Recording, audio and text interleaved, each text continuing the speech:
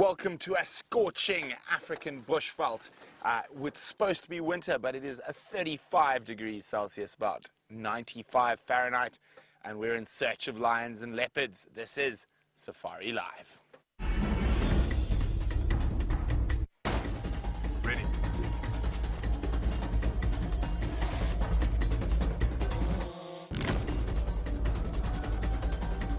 Standing by.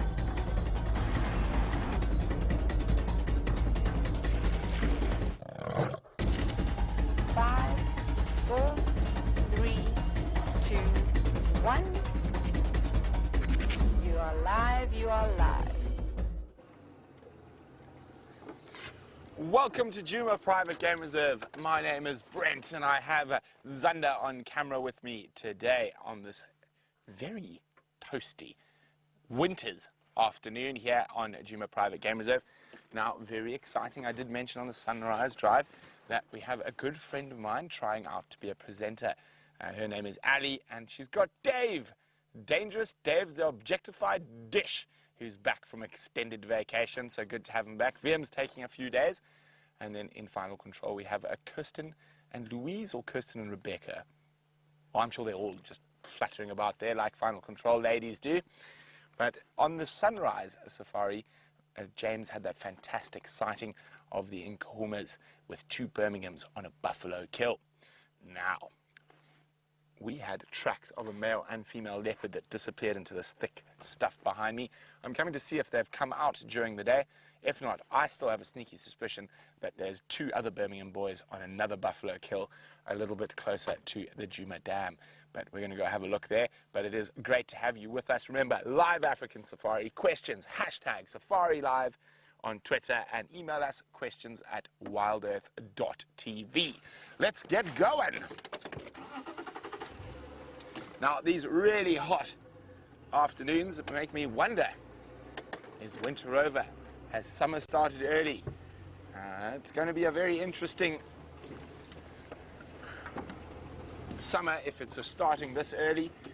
We are suffering from the worst drought since 1993. So these high temperatures and dry days could lead to the drought being extended.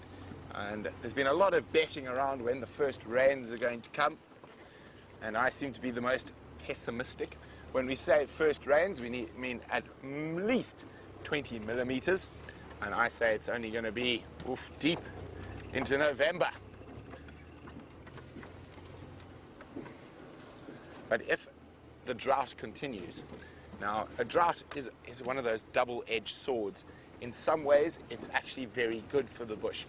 The elephants come in, remove a lot of the smaller stuff that's been growing over the last 10-year wet period, creates lots of homes for insects and things like that. It makes more space for grass to grow, which increases grazer numbers like wildebeest and zebra and buffalo in the long run.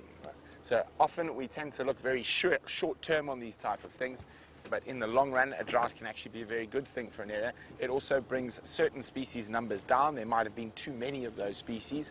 And nature is an incredible thing because it balances itself out between flood, famine, and drought.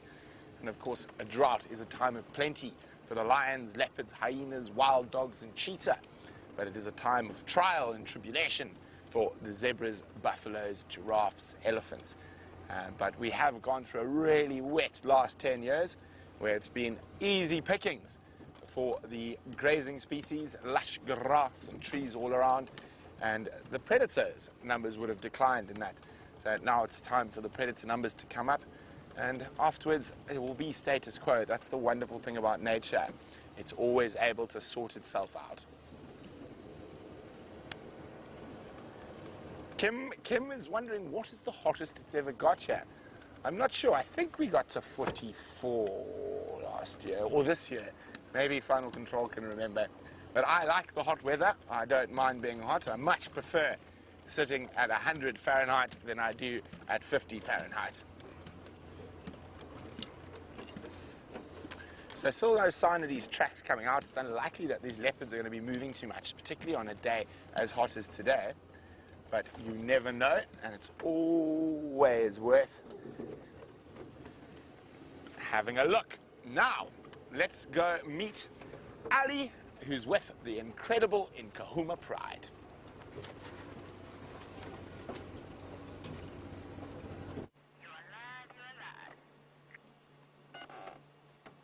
Hello and welcome everyone. We're spending some time here with the Nkahumas, their cubs, and one of the Birmingham boys. My name is Ali. Nice to meet you all. And I'm here doing my very first interview drive with you guys. So I am a bit nervous at the moment. So you can probably notice it by the shaking of my voice. Do not tell Brent because he will tease me non-stop. Anyway, he decided to be a gentleman and a good friend, and he allowed me to come here and have a look at this wonderful cubs in this pride, who this morning, I believe, they managed to knock down a fully grown buffalo.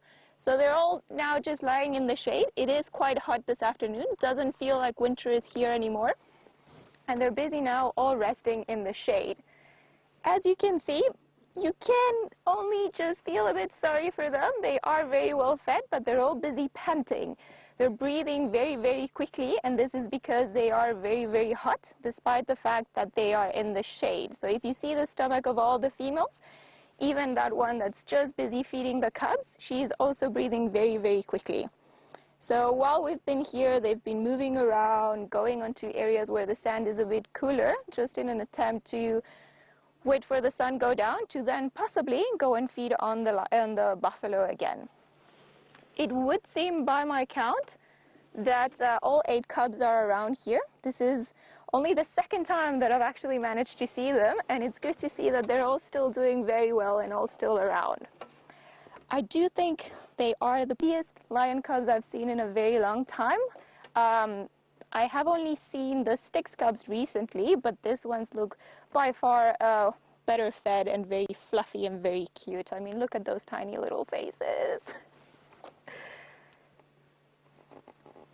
Seems like the little cubs, it seems like they are just a bit more energetic than the adults, just moving around. They've been getting up and trying to suckle from different females at the same time. So 3 of them, oh, well, maybe now just 2 of them are busy feeding. And the rest of them are either playing with little twigs or also just trying to cool down and just not be as hot. It does seem like the cuddles are a bit too much in this weather.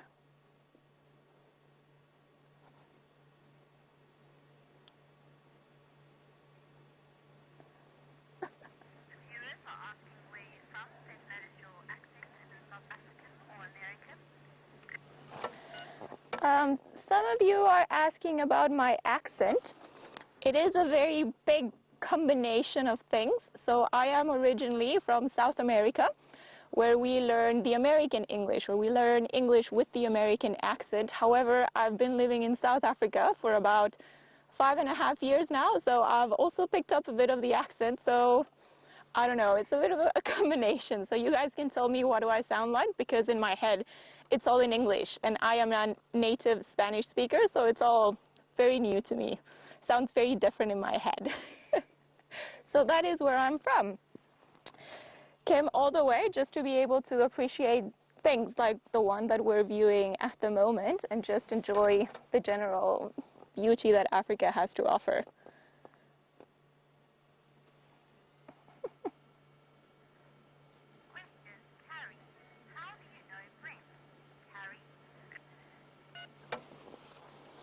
Hi, Carrie. You're asking how I know Brent. Well, I also work in the Sabi Sand. I work in the northern area, and I met Brent and Jamie and all of the Wild Earth team just a few months ago. Well, almost a year now, actually, when I first started working in this area. So we became very good friends. Me and Jamie actually joke around that my partner Tristan and Brent are each other's boyfriends because they have a bit of a bromance going on. So we obviously then became very good friends, being very interested in the wildlife, all of us being guides and just enjoying this general thing. So yeah, that's how I met him just about a year ago, and we've been friends since.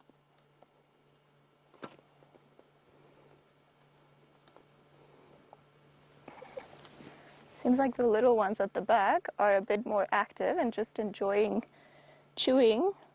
It would seem like a little piece of branch or a piece of twig that they had earlier on. Maybe they're just giving up on their little game. Oh no. Just as you say, there's always somebody that's got to prove you wrong. I think he's just not. Yeah, he is a bit more energetic. I don't think he wants to take the general nap as the rest of the pride. But they keep moving around, going on enough. When we first arrived, like I said, one of the females was actually busy chasing the vultures that are coming down on the carcass because they've been spotting it. But I think she just sprinted there and then came running straight back to the shade because it's still a bit too hot to be feeding on the buffalo or just to be in the sun in general, especially for the lions. The little ones have been... Okay, seems like we're gonna go back to Brent, who's got something else on his side, so we're gonna see what he's got.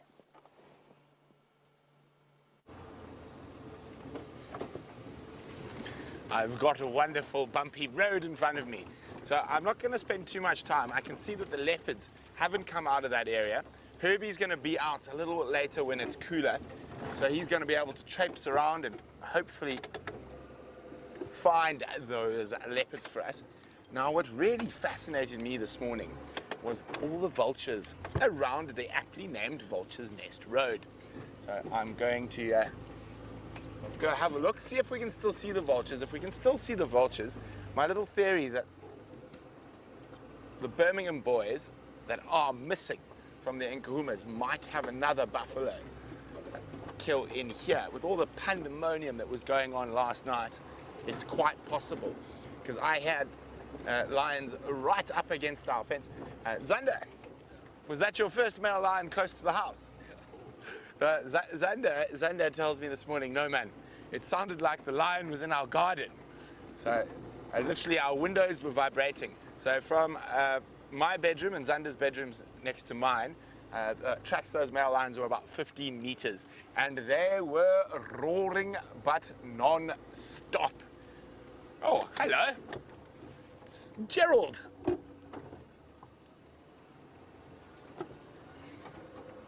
Let's try and find a gap through the trees.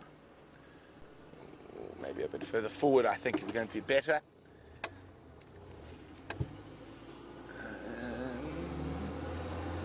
Well, it looks like he's on the move anyway. Let's get around. Is it just one? Looks to be a single giraffe. There we go. There's a little gap. Almost. Oh, too far. There we go. Gerald is brunching on a baby baby jack. Oh, blah, blah, blah, blah, a baby leadwood tree. Yes, aren't you, Gerald? I think a big adult male giraffe.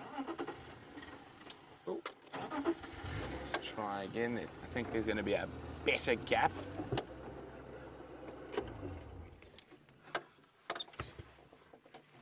Hi, Haley. Haley is wondering, is it easier to find animals during winter or summer?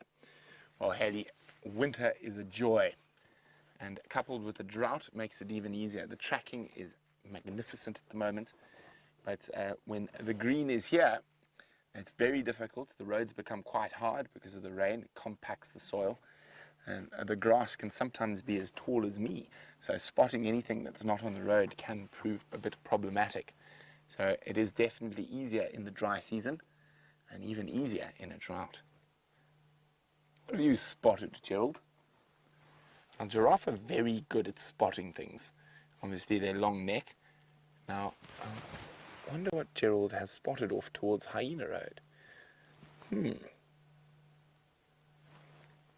No, not that interesting, because he's looked back. So if it had been a predator, like a lion or a leopard, his focus would have remained intent on that area. It could be an inyala, an impala, a buffalo, could even be another giraffe.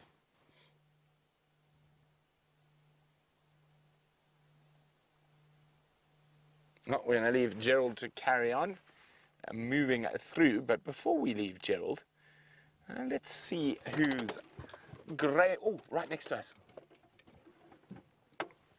just pounced on an insect right next to us. A lilac-breasted roller. What do you got there? Oh, it's got was that a grasshopper or a piece of stick?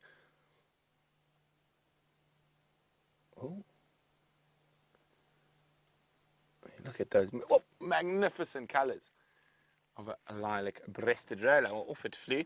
So what I was going to say is, now, can you believe Gerald, the giraffe, have had an influence on space travel? Okay. Very strange thing to say.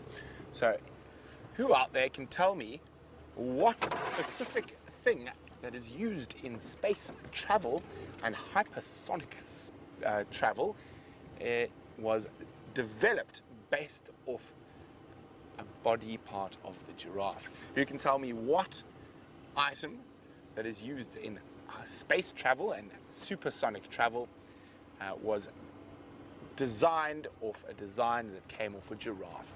If you know that answer, I'll be very impressed. Let me know, questions@wildearth.tv, or use the hashtag SafariLive on Twitter.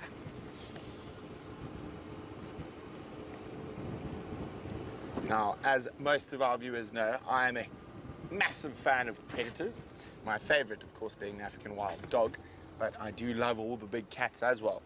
And I'm extremely jealous of Ali, because I think she's one of the only people I know who has seen a jaguar. That is a very special thing indeed. Now, I do not see any vultures. Do you see any vultures, Zander? This is where they were this morning. Maybe it was a baby buffalo that was scoffed down in quick. But we'll keep checking for tracks and see what else we can find on this beautifully warm winter's evening. In the meantime, I don't want to keep you away from the incredible Nkuhumas with Ali.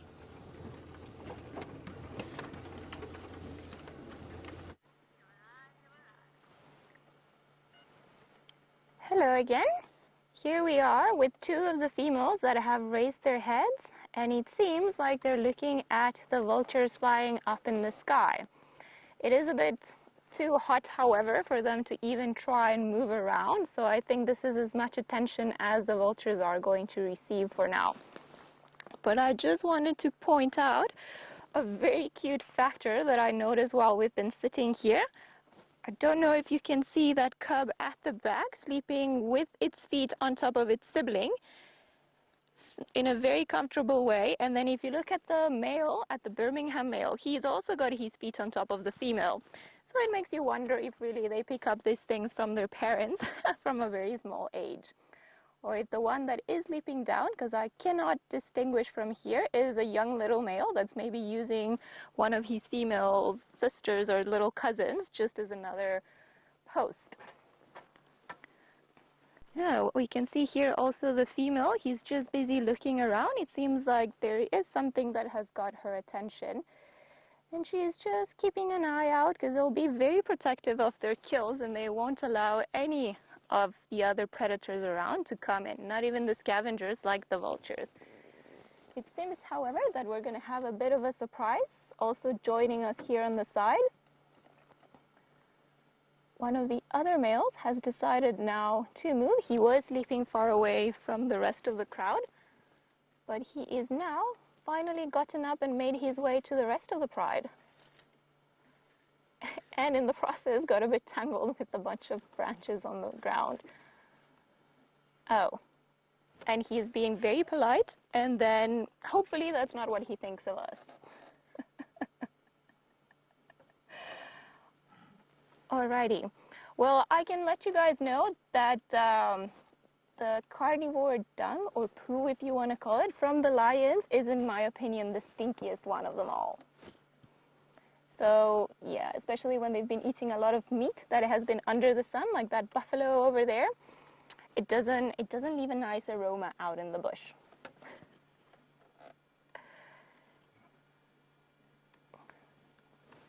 All right.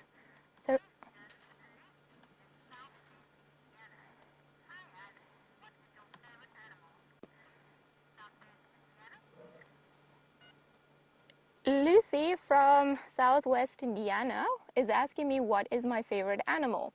I don't have just one, and that is a bit of a problem. My ultimate favorite animal are rhinos, just because I am very biased because I worked in a rehabilitation center with rhinos and they gave me a tiny baby rhino to look after. So after that, I don't think anything else can really compete. But lions are my second favorites. I mean, look at them, these beautiful males with their big, nice manes and those beautiful colored eyes, and then the tiny little cubs. I just find them fascinating, and they are such incredibly strong animals. They, by far, deserve everyone's respect. Yeah.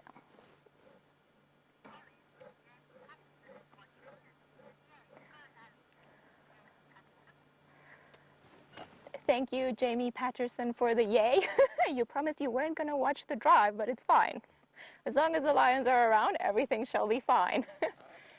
Funny enough, the first or the only drive that Jamie and I have ever shared was watching the Nkahuma lions. She is the one that brought me to see the tiny little cubs not too long ago, and it's the first time that I had ever seen them. So, yay, thanks, Jamie. It all worked out in the end. Oh, well, hello. Seems like there is something lurking around. Wonder if maybe she's seen one of the vultures that we can't see from here. And she's going to investigate just to make sure what's happening. Ooh, there goes the male as well. And you can see a vulture there, but I think they are a bit too full and maybe a bit too hot to run to the kill. Or maybe the male has got different intentions. All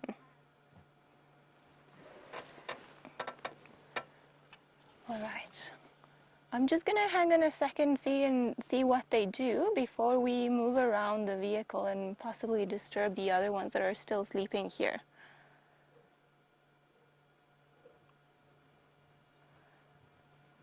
It is funny, it almost looks like this male is looking to mate with her, or maybe even preventing her from getting to the kill. Because he is busy now just marking and just covering, kicking it back with his back legs.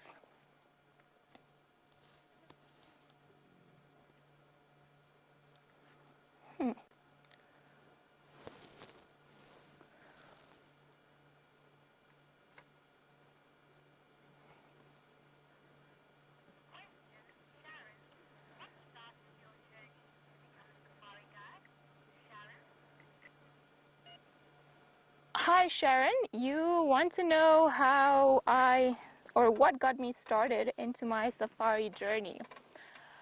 I don't really know, if I can be very honest with you. I came to South Africa initially just because I wanted to volunteer for a little while. I wanted to come to Africa and see the wildlife and experiencing being close to them, because I always had this fascination for Africa. I have no idea why. And then when I got here and started working in the Wildlife Rehabilitation Center, I started hearing about all the different opportunities and all the different things that you can do, or the jobs that you can do to work close to the wildlife. And one of them was obviously becoming a safari guide. And to me, it just seemed like the perfect thing, because I had dealt with animals, wild animals in captivity, and the process to rehabilitate them and put them back in the wild. So I knew everything about the captivity. Well, not everything, but I knew a bit about the captivity, and I wanted to see those same animals doing what they're actually supposed to be doing and in their environment that they're supposed to be being in. So that's pretty much what got me into it. Seems like the lions over there are having a bit of a interesting fight. I think the male was actually preventing the female from getting to the kill, and she growled a bit at him. Even I think maybe there was a paw flick, and he wasn't too impressed about it.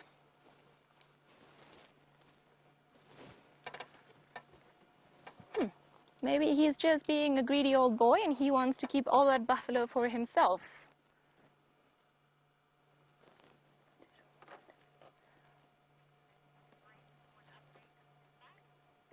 All right, while we try to figure out what the boy wants with this particular girl. We'll link back to Brent and see what he's got on his side.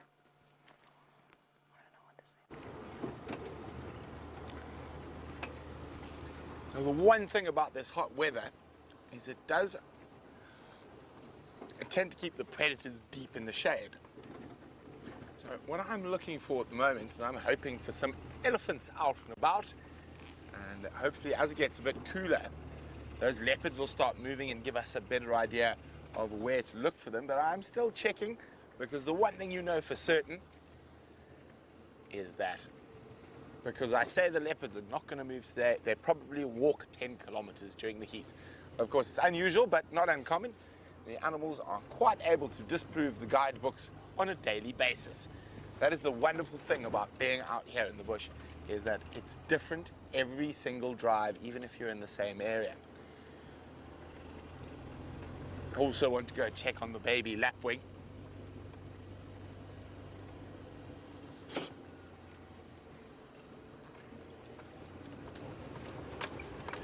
Well done to Judy H on the giraffe quiz about what piece of an astronaut or a supersonic jet fighter's equipment was designed based off a giraffe, and it is correct, a compression suit or a G suit. Now, what happens is that if you look at a giraffe, being so high and having such long legs, that they've got very, very tight skin on their legs, and that's to stop too much blood going all the way down.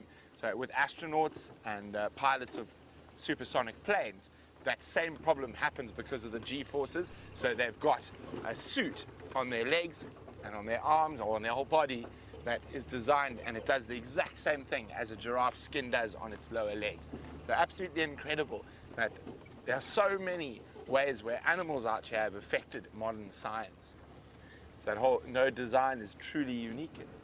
And there's something out there that's probably done it before, and normally it's nature.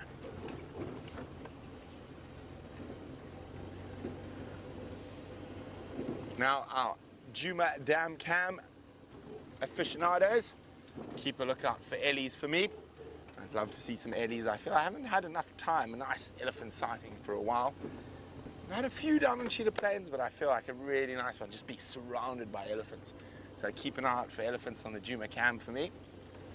I'm hoping there might be some appearing at Buffels Hook, but I think that water's more like soup.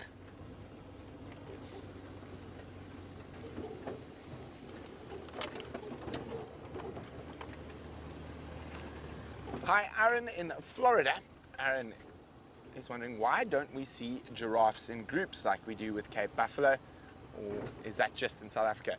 Well, the male giraffe are quite often solitary. Hello, impalalas. Off you skedaddle.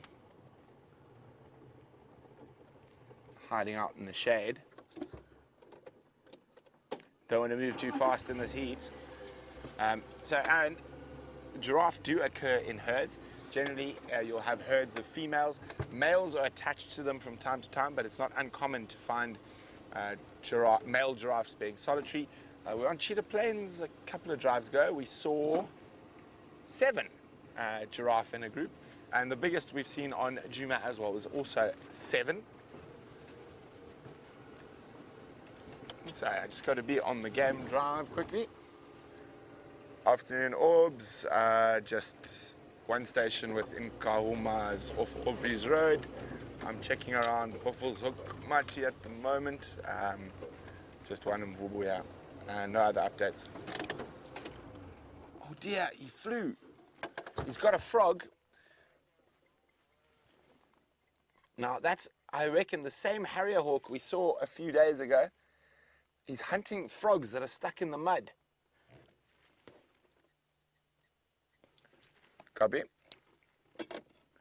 Here you go. He actually had a frog. I think we came up from below the dam wall and gave him a fright. Last time we came in from the other side. So he was a bit more, or he knew where we were. There we go. You can see him eating the frog.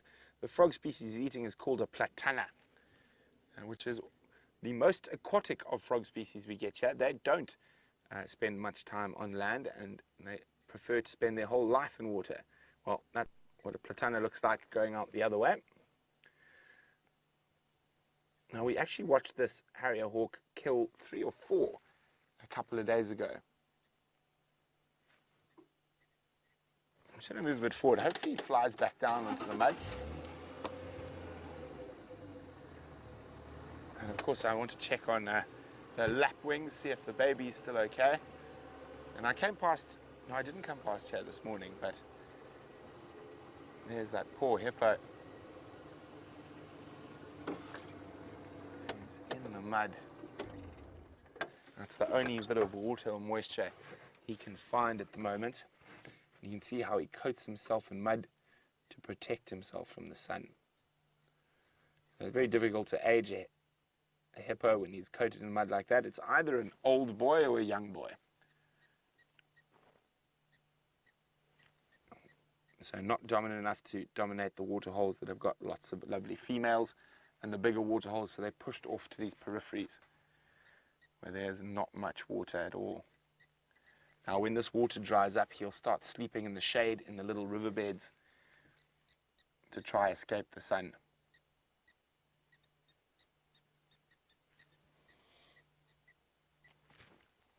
You want to take a guess how long until the water disappears, Xander?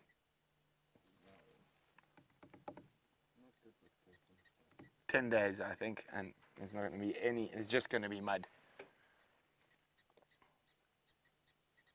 Now that harrier hawk looks like he's thinking about coming back. We're not going to disturb him from his meal. We're going to keep on our adventures, seeing what we can find. And from one bird of prey to another with Ali.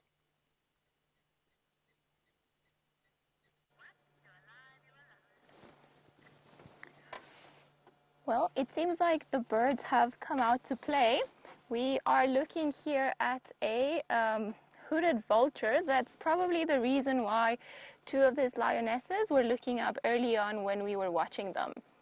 Often they will come around and they've got very good eyesight, and I'm sure while it was flying looking around for food, it spotted the carcass and it's just come down to try and feed off the little pieces. However, because the lions are around and they will chase them, then he has realized that the safest spot to be is actually up on the tree where the lions won't really try to get him. So the male and the female that started walking on earlier are now sitting there in a tiny little stretch of shadow while they wait for their next move. It was very interesting behavior, oh bless you, from the male, because I was just talking to Dave, who's on camera today with me, and he also agrees that it seemed a bit funny, like he was actually trying to prevent her from going to the kill. I might be mistaken, but it's always worth exploring another option, as she didn't try approach the kill again. They are a bit more alert now, so it's interesting to see the dynamics that happen on a kill.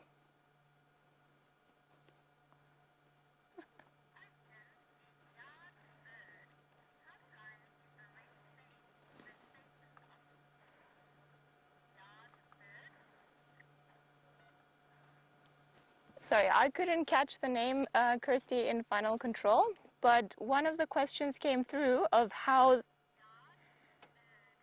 yard bird, you're asking how they manage to get the red stains off their face. So lions are very clean animals. A lot of the times they will use their tongue as a brush to try and get rid of all the blood all around their faces. So they'll also start licking their paws and their arms, and then they'll stroke their paws just like a normal house cat does against their face, just to try and remove all the little pieces of meat, of blood, all the dirt, anything that might be around there. But also what they do that is very unique with lions and has a multiple purposes is the fact that they will then go and allogroom, and by this I mean that they will go and start licking each other and trying to help each other up keep clean, and then just in general maintain a better hygienic condition. So normally they'll feed, and then once they're done, that's when you see them licking their paws, scratching their faces and everything else. It seems like the female has one still there.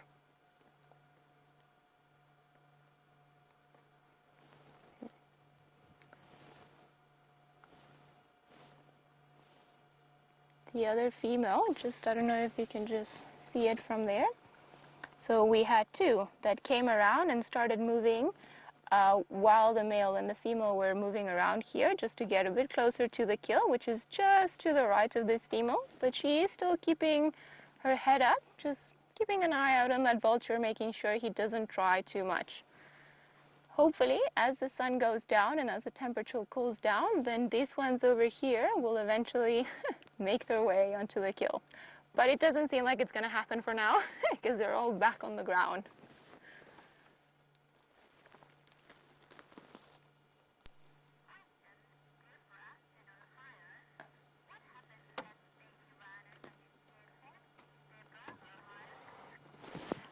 Hi, Deborah from Ohio. You want to know what happened to the little baby rhino that I was looking after.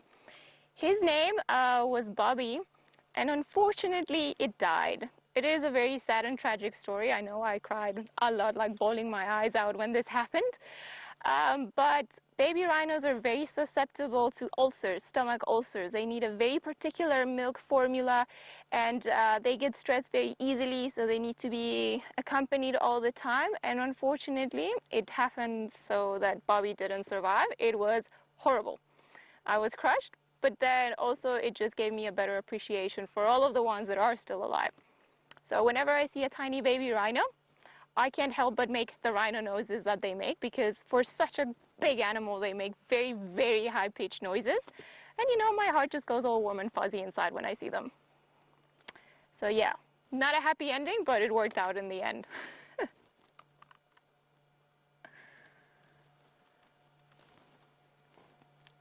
We'll see. Seems like these guys over here are very settled in all of their positions. The cubs are all lying down, the female's lying down, and then the vulture just trying its luck up there. We'll see.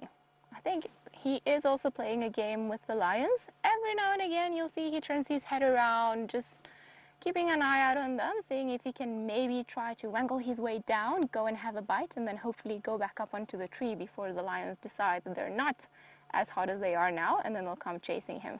Oh, okay. So it's been a day of the back. Seems like he has been successful at obtaining some pieces of the meat.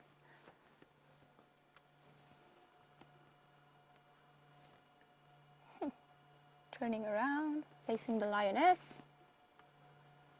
I think he's assessing if he can go down.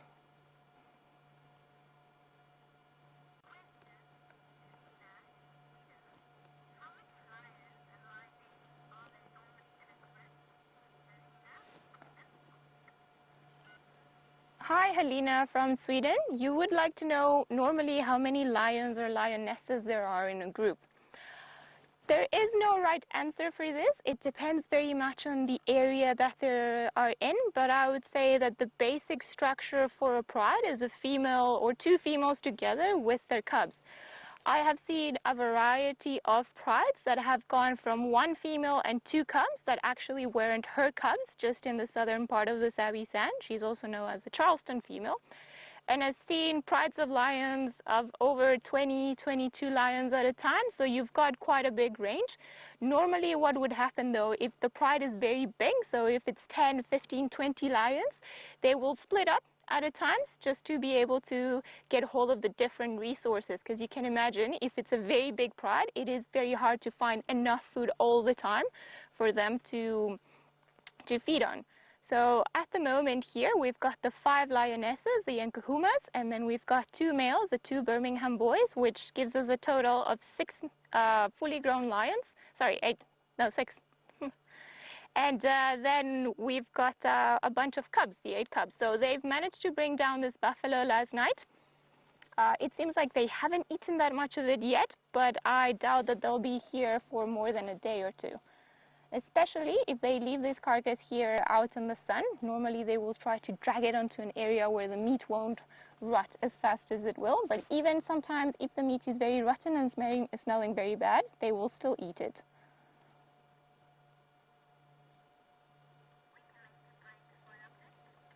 All right, while we stay here with this guy, see if anything else happens, if any other heads get up, we'll go back to Brent, see what he's got on his side.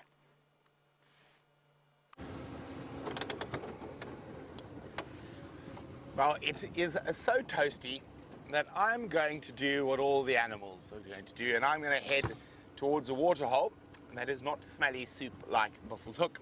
I'm going to go see what's happening around Djuma and Gallagher at the pans, and hopefully, I'm hoping that while we're making our way towards there, so will some elephants be.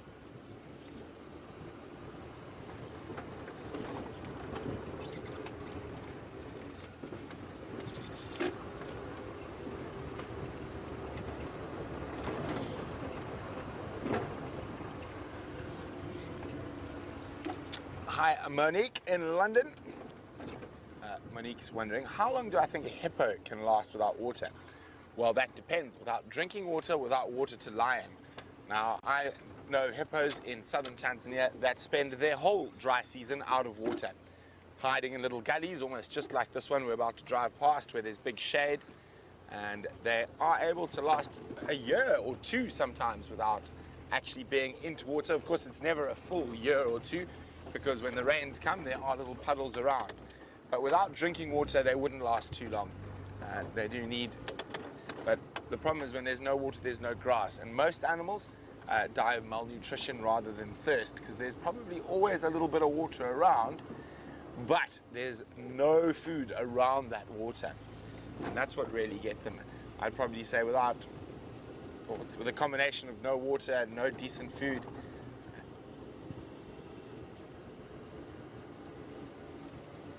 just listening to radio there a second. Okay. Without water and without decent food, I reckon maybe not more than 2 weeks.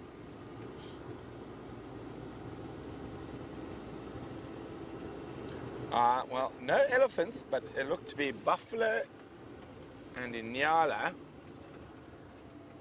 Lots and lots of buffalo.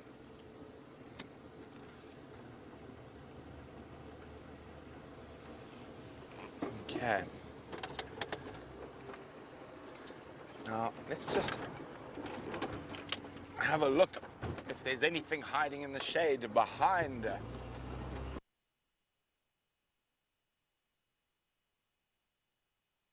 On here.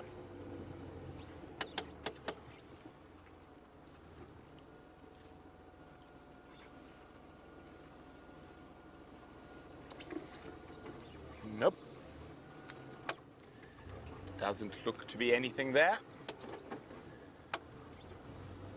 Now, we saw a particularly massive old boy, but the one thing is, the real judge of sort of buffalo health is if you have a look at the breeding herds. I mean, these guys are all really old and retired, and we haven't seen a nice big breeding herd for quite some time. But let's go have a look at these buff.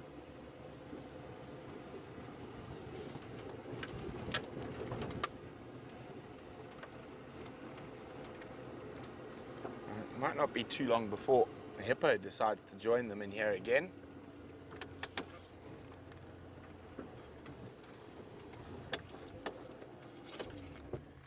Hello, old men. Now, one of my favorite things to do when we find a group of buffalo bulls is to see if there are any yellow-billed oxpeckers on their back. So red-billed oxpecker is the most common of the oxpecker species we get here. And let's just see.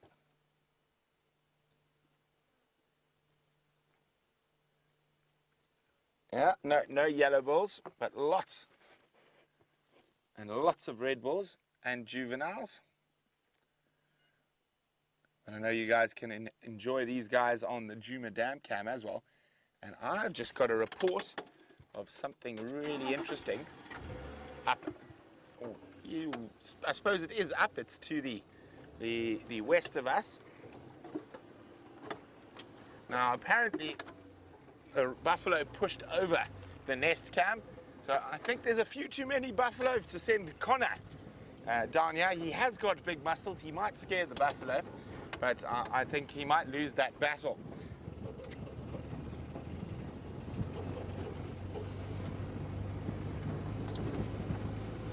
Oh, hello, warthogs.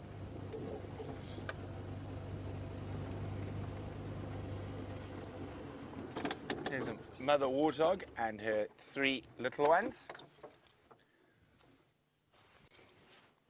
Hello. Very pretty tusks that female's got. Oh, off she goes. Done well to raise 3 babies in a drought with all how much lions and leopards love baby warthogs.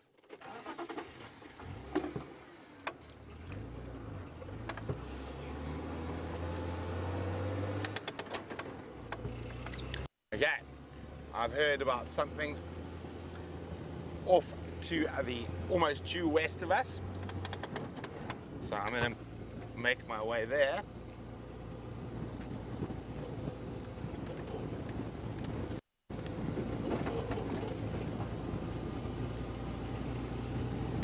So while we make our way there, let's jump back across to Ali. Hopefully her nerves have calmed and she can enthrall you with some more fascinating stories.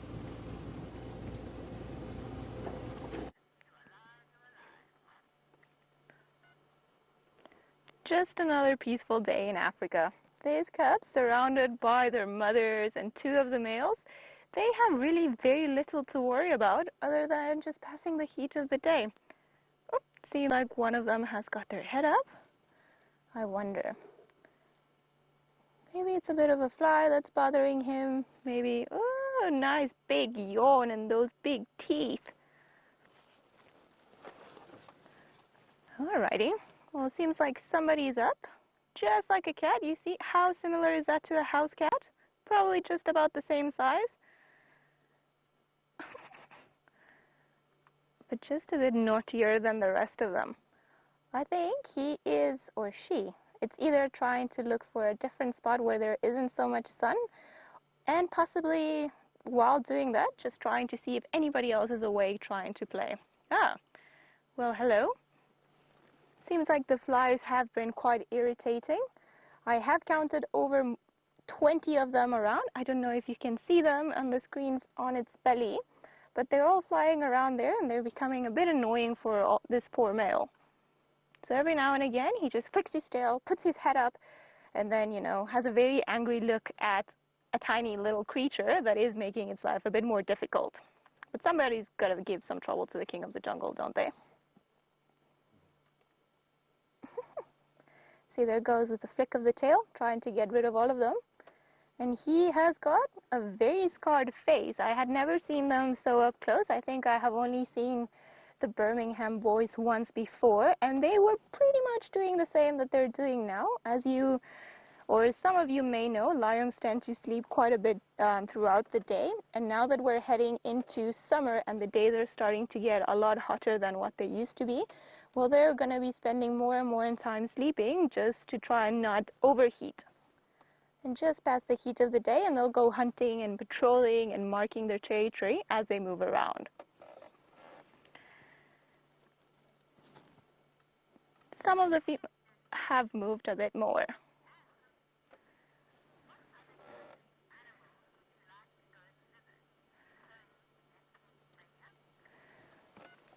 Hi, Tony from Pennsylvania. You would like to know what other countries' animals I would like to go and visit. The list is quite long, unfortunately. I don't know if I'll have enough time or money in my lifetime to go there. But I think the top of my list, and it depends on which side of the world I end up going to, are polar bears. Just especially now in this fantastic heat that we're having. I'm really, really looking forward to one day just being able to go see the polar bears and the Arctic foxes and the seals and everything else up there.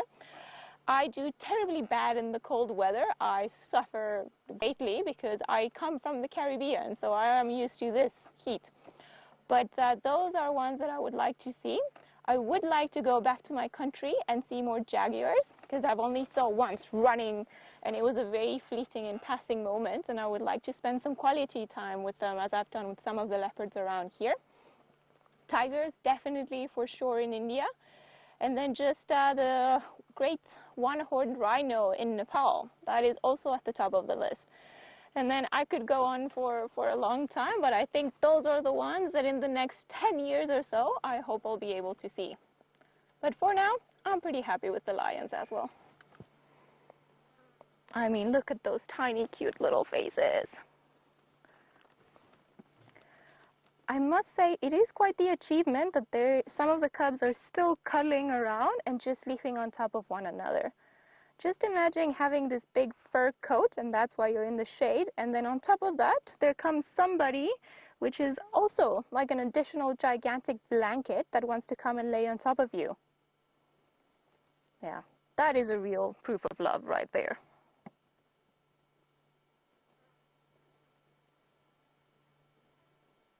All of them panting. All right, while these little ones carry on sleeping, let's just go back to Brent and see what he's got over there.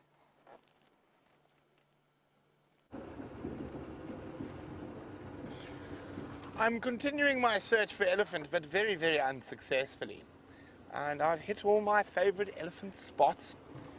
And I was going to head off to a Birmingham boy, but then I decided not to. So there's one Birmingham boy who's sleeping around Zoe's Road, but apparently the visual's 1 out of 5, so we decided to carry on looking for elephants instead.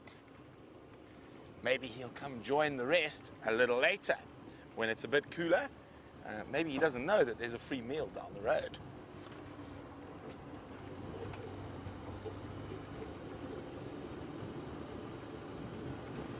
Okay, so where haven't we checked? We have not checked Sydney's waterhole yet, so let's go there.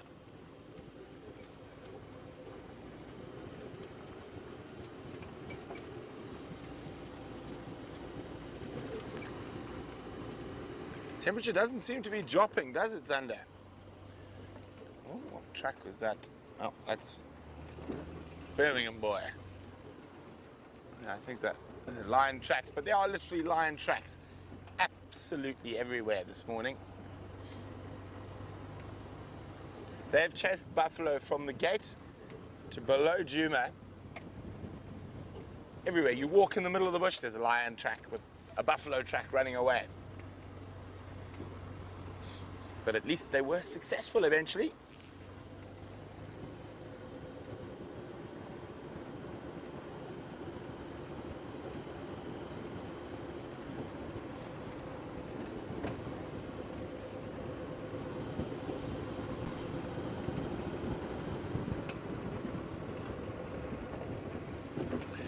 Now, for those of you who might be new, remember we are on a live African safari. You've just been watching lions doing what lions do best, which is sleep.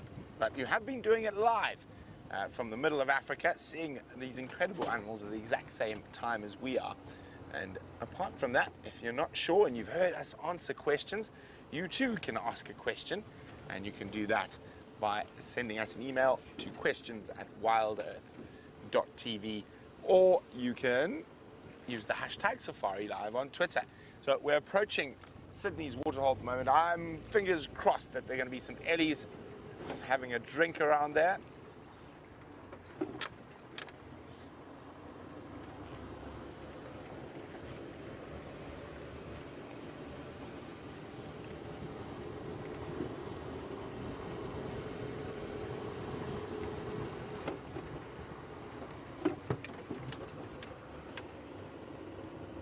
Okay, fingers crossed. What is it, Sydney's waterhole? I wouldn't even say no to a striped donkey or a horse wearing pajamas, otherwise known as a zebra. And it's even so warm that we're not actually seeing many birds either. They are doing the gula flutter. Now, the gula flutter is a funny little thing, and I'll explain that shortly. There's definitely no elephants because there's heavy machinery at work. Andrew, they are unattended at the moment. I'm making my way.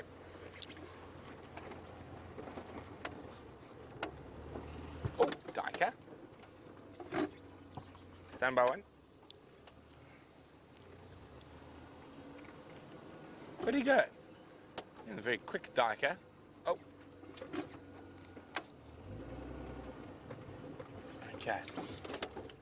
There it disappears. It's gone.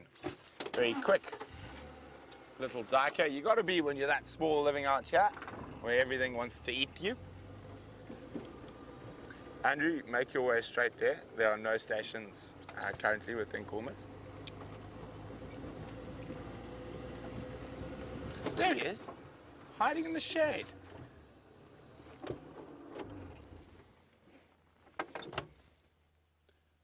Yeah, male duiker, known as a grey duiker, G-R-A-Y, or a Grimm's bush duiker further north in Africa.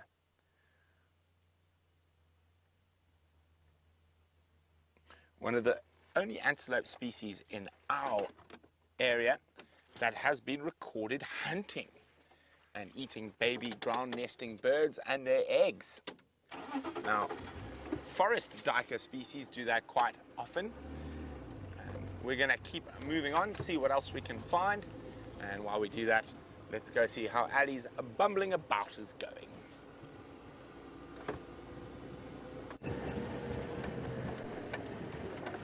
Hello again.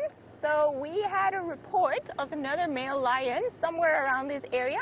I'm not too sure where we're going, so Dave is busy trying to direct me so that we don't get lost and end up in Kruger. But in the meantime, let's see, you said left, right? Yep. So we're going left to see what else there is and what else we might come around. We probably will try to head back to those cubs a bit later, once it's a bit cooler, see if they're moving around, possibly even coming to feed on the kill. And I just think Brent just really wants to go and see them again, because he really likes lion cubs, despite everything that he says. So we'll see what we can find on our way there. It is quite nice, though, to be driving around a little bit, I'm sure Dave agrees, and just get a bit of breeze. Right.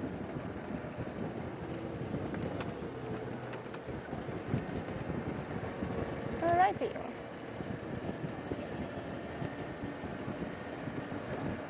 Okay, it seems like it is slightly too hot for pretty much anything but the birds to be moving around. But let's see, hopefully we'll get lucky. See all the leaves that are left on the trees, very likely now they're going to start dropping just for that last bit of winter. And then hopefully we'll have our very last cold snap, and then we've started already making bets about when the rain is coming. So some of it are more skeptical than others. I do think we are going to get a bit of rain, but we'll see. I could very well be proven wrong, and then who could handle them?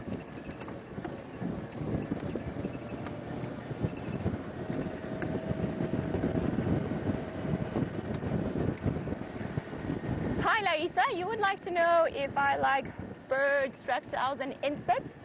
I like them all. I would say my favorites are mammals and trees, but I do also enjoy birds. I have a bit of a relationship with some of the insects. I think that the dung beetles are by far the coolest little insects that there are out there. And the reptiles, I'm not too sure about. But overall, I like them all. Are we supposed to go there? Thank you. Alrighty. Alright. It is always a bit nerve-wracking driving on a property and not knowing where you're going. But Dave, if we get lost, this one's on you. Yeah. Alright, seems like it's a bit more open over here. Hopefully that's going to make it a bit easier for us to try and spot that lion that is apparently sleeping somewhere.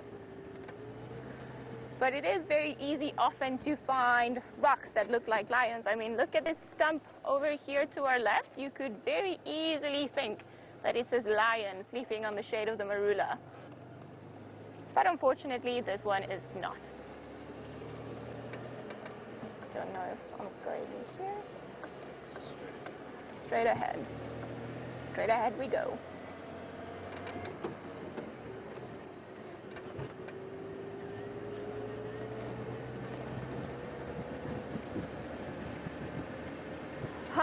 Hi Don, you would like to have an update on Shadow and her cub. Unfortunately, I've got none. I have heard reports that someone saw the cub not too long ago, but I am not too sure and I can't confirm or deny if the cub has been seen. I personally have never seen it, so I'm not sure if it's even real. But I'm just joking. I have seen the photos of the tiny little cub and they have made me very jealous.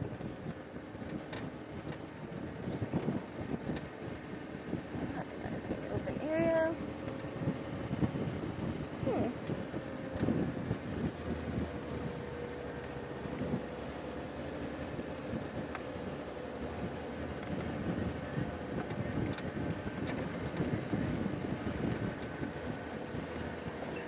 Roger, you would like to know if we have similar guiding experiences in Venezuela, or in South America, sorry.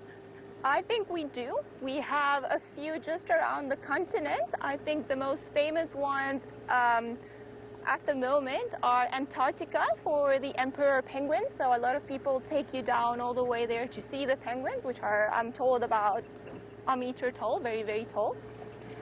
In some areas in between Chile and Argentina, I believe that they are tours to go see mountain lions, as we call them, which you might also have heard of as a puma.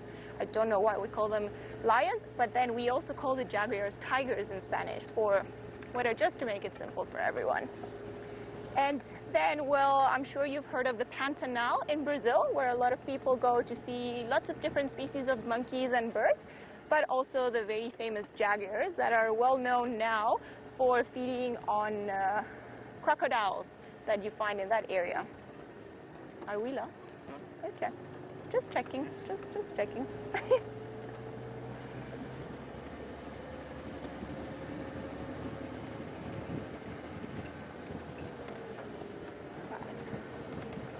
Some tracks around the road. Seems like we've had some antelope moving around, but we shall see.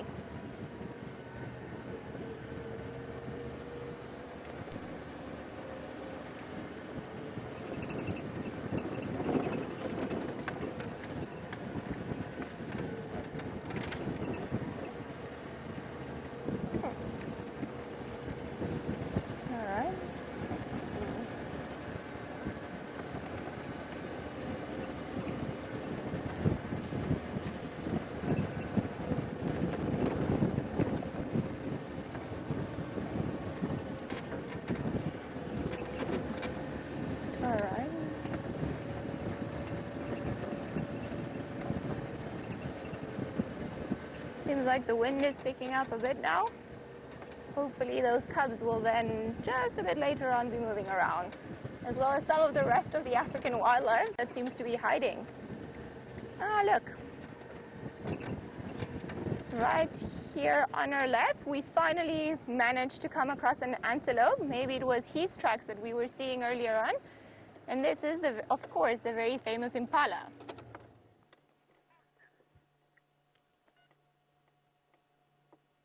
Right, so it would seem that he's looking in a certain direction. I'm not too sure if maybe he heard another impala around, or if he's maybe even potentially, hopefully we're not too far away from that lion, but he doesn't seem too bothered and he carries on.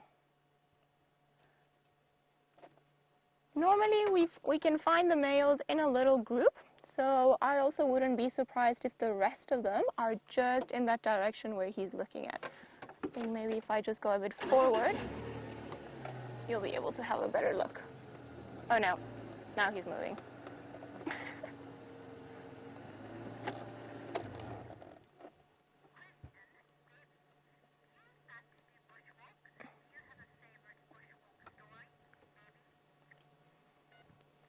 Hi Brittany, you would like to know if I like doing bushwalks and if I have a favorite bushwalk story.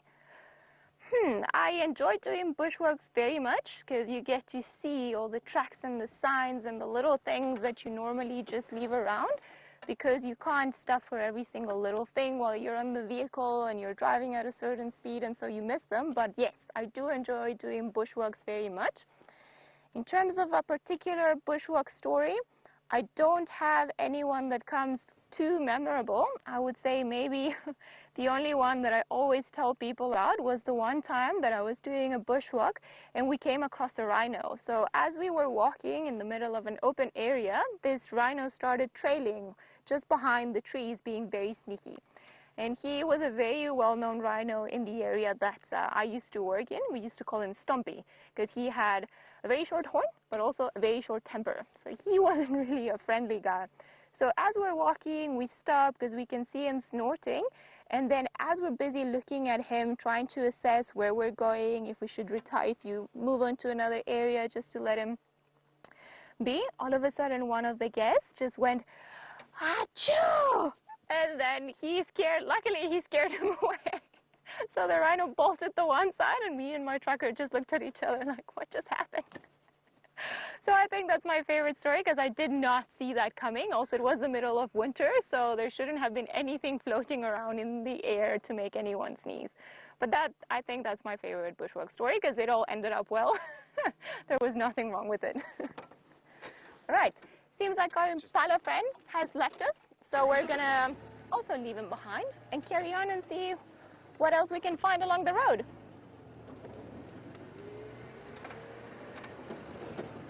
Going back to the breeze.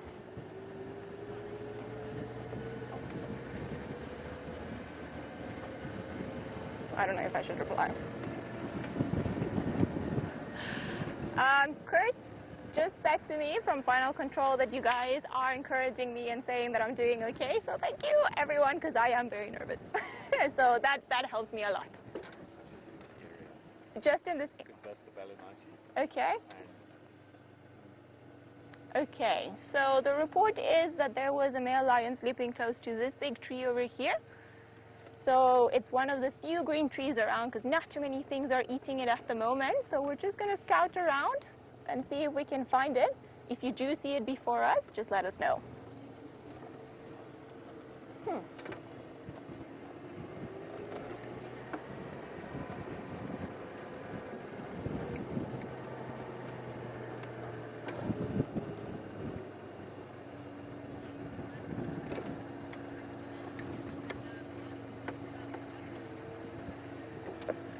Under. Okay. Going that way? Okay. Seems like he's just a bit further down the road.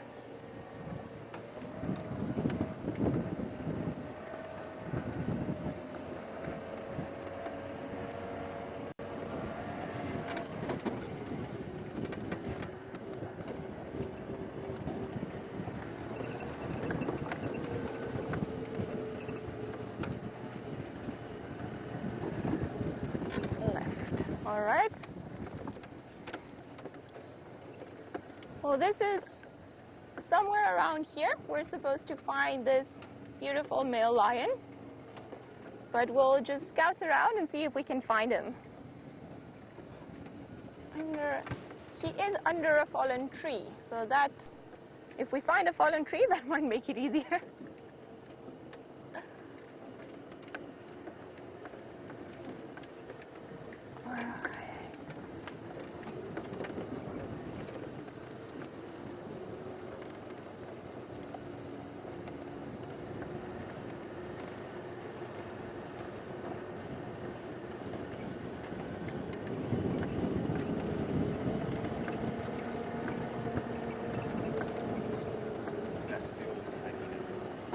Okay. Okay. So the report is that the lion is close to the old hyena den, which is apparently somewhere in that area over there. But it's proving a bit more difficult to find than what we thought.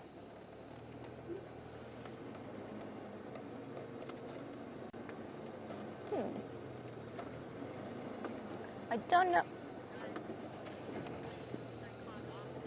I don't really know if there is a road around there. If not, we'll just get to the end of this road, and worst case scenario, we'll come back and backtrack ourselves.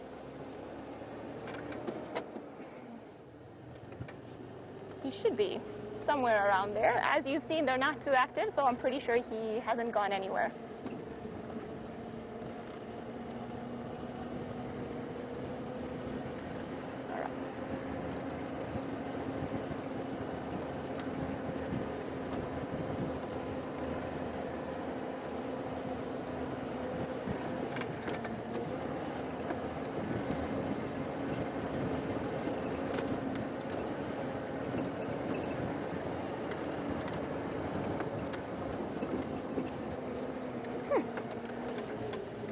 one of the reasons why there aren't too many animals around here could be because the male lion is somewhere around here and everybody's a bit more informed of its location than what we are.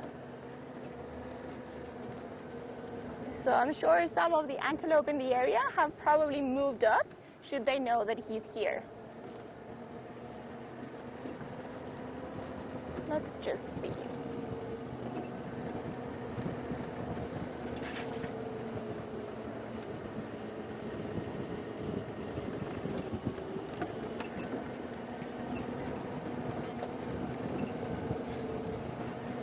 Hi, Cecilia. You've clearly got very good eyesight because I am wearing Jamie's hat, but I'm also wearing her shirt because I had none. So she very kindly told me that I could have hers for the drive, and who knows, maybe it even brought me a bit of good luck. So yes, Jamie's hat and Jamie's shirt.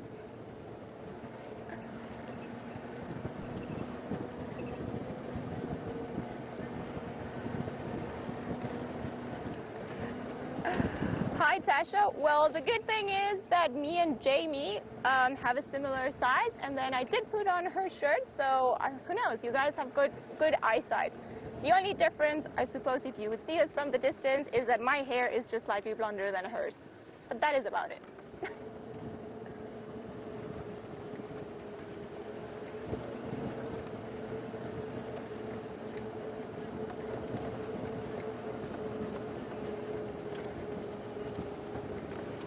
There is a question from Valeria. She would like to know what my most unusual sighting in the bush has been.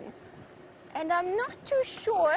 I would have to say that one of my most unusual sightings recently was actually mating skinks. I have never seen that before, and I got to see how the male started following the female and then eventually grabbed her and bit her and then just put it on. So it was quite distressful to watch from a distance. Also because it happened on the window ledge of the office that I currently work in. So that added to how unique the whole sighting was.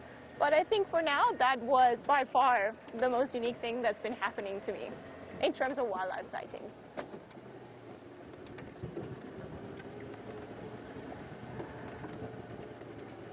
Alrighty.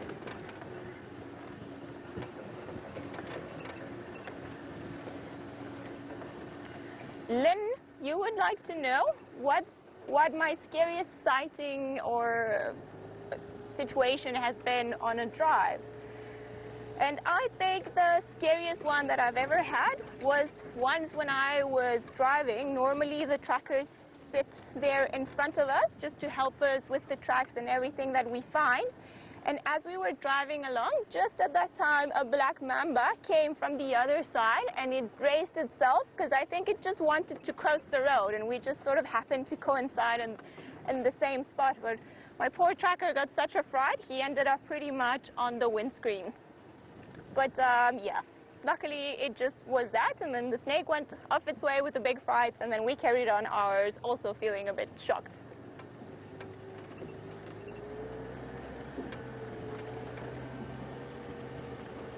Alright, maybe from this side we'll get a bit of a different view and find out where this male lion is hiding.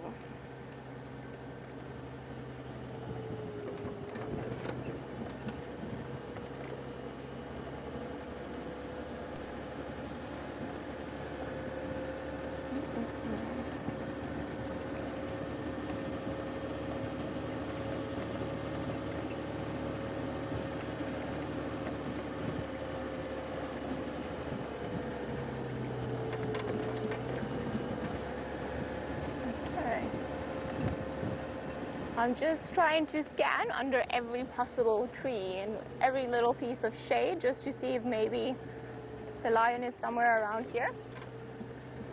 I think the old hyena den is not too far from here. We saw it from the other side, so hopefully it'll be somewhere around there.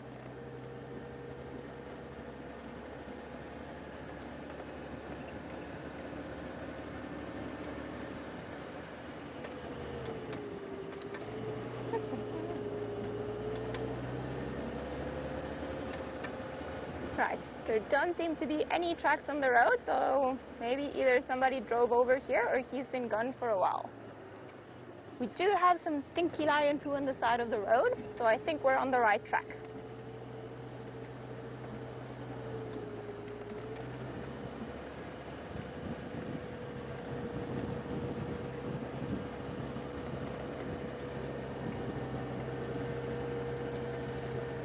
I must say, it is very beautiful in this area compared to some other places where I've worked. The amount of termite mounds that you can see as you drive along, because we've got here just up ahead on the right hand side, and there is another one just further down the road on the left hand side, and they are so big and beautiful and just, well, the perfect place for all the cats to go on top and then just have a look and scan around to see what they can, if they can spot their prey or another potential predator. Maybe I should do that. Maybe that'll help me. I am sitting on about 5 blankets because I am too small to see over the bonnet.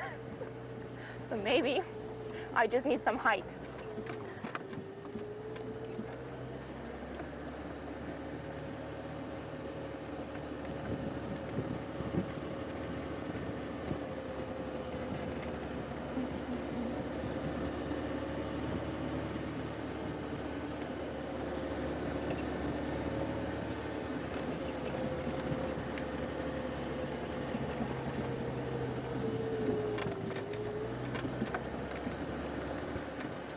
Well, in the meantime, while we look at them, there are some beautiful little birds on this side, which are some of my favorite creatures out here in the bush. Don't know if, maybe if I go forward, we'll be able to see the one on the branch there. On the top, just flying there around. I think they're just proving to be a bit difficult. Some of them on the floor, but they are being camera shy. They're not cooperating. Oh, one of them is right there. Well done. 2. These little guys are called the white-crested helmet shrike, and they're always found in small groups. So it's always nice and surprising to see them. But I think we're going to leave them because they're not too interested in our presence.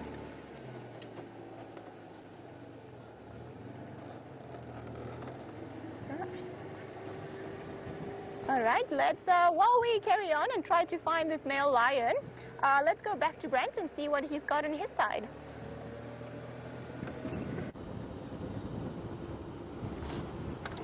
So my search for elephants is just not working out. So I've got one more trick up my sleeve. I think we're going to head across to Arathusa and check around Red Dam, hitting all the water points today.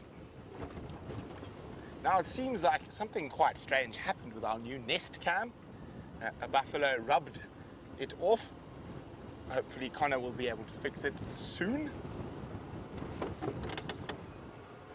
Hello, little one. Don't run, don't run. It is, just zoom on its head for me. It's a tiny little male. Oh, cuteness. It's a young boy. Look how small his horns are. Adopting the Stern posture, the stone posture, which is one of their defense mechanisms. So if you keep still, a lot of the predators can't see you. But here we go. Off he goes. A tiny little male. I think that's the cutest little Sternbok horns I've seen in a long time.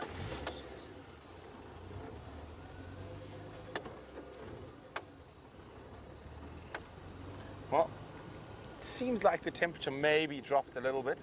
I think we're going to have a really spectacular sunset tonight. I think this looks like there's a big fire down to our southwest, and that always makes for great sunsets.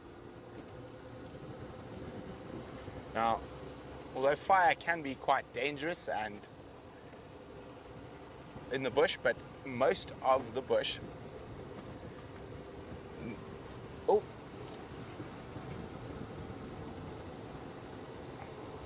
I've got a very interesting question. I'm going to get to that in a second. Now, we're talking about fire.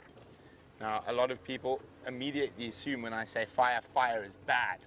Fire is not bad. in Africa, most of Africa is a fire climax biome. What that means is a lot of grass species only climax and grow to their full potential after a good burn and a good bit of rain. So fire is actually a very important component that shapes the African bush, and it creates very, very productive grasslands. Now, the Masai Mara and the Serengeti are some of those grasslands that are constantly managed by fire and have been managed by people for many 100,000 years with the use of fire to create grazing for their cattle, and also to create grazing to attract animals close to where they live so they can hunt them. Now, Radesh is asking a very interesting question. So what is the cat viewing like at a property like Djuma compared to the rest of the Sabi Sands, which is on the Sand, or the Sabi Sands on the Sand River? Well, Radesh, the quality of viewing up here is spectacular. The one thing we do have more of in the northern Sabi Sands is lions. Now, the highest density of lions in the Sabi Sands is this northern section that Djuma's in. So, Djuma, Torchwood, Hyena Track, Djuma, Torchwood, Buffels Hook, and then of course into the Manyeleti. The Manyeleti's got massive gabbro grasslands, the northern and eastern boundary of Buffels Hook as well. So what happens is you have high numbers of buffalo, zebra, and that keeps high numbers of lions around. Now, in terms of leopard viewing, our leopard viewing is just as good, we just don't see as many different leopard. So our leopard's territories are slightly larger, which can make them a little bit harder to find sometimes. But as you can see, we don't really struggle compared to other places in the world for our cat viewing. Now, the Sabi Sands is probably the premier sort of big five destination in South Africa, and you are without too much trouble, you can normally see most of the lodges traverse, you can see the big five in one drive. But mostly you never do that because that's rushing around. You take your time, see what you can see. Afternoon, there's 2 stations with Nkoma's off Aubrey's Road. You're welcome to make your way as the 3rd.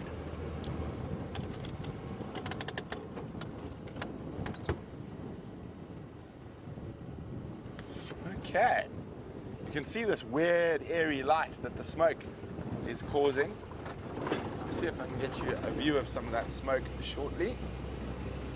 Now, what I think, just judging by the amount of smoke and the drought we're having, I think that's a commercial burn. So you can see it next to the sun. You can see that line of smoke in the sky there. Now, what I think they're doing is burning sugarcane way down south. Now, that's quite far away, probably south of Nelspruit, the town, and the smoke's being caught in the winds and blown in this direction. That fire is very far from us, and just the amount of smoke, because this year, because of the drought, there is no grass for the fire to burn. So it's very unlikely that we get a runaway fire this year. But while we go see what's happening at Red Dam, let's go see. It sounds like Ali's found a tiny little feathered friend.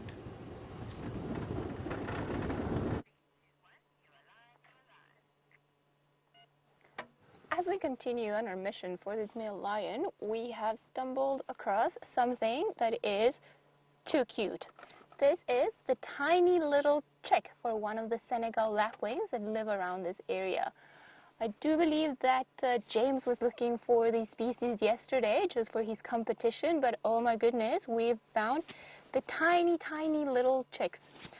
Probably the camera doesn't do them enough justice, so, oh, there we go. You can see the parent at the back.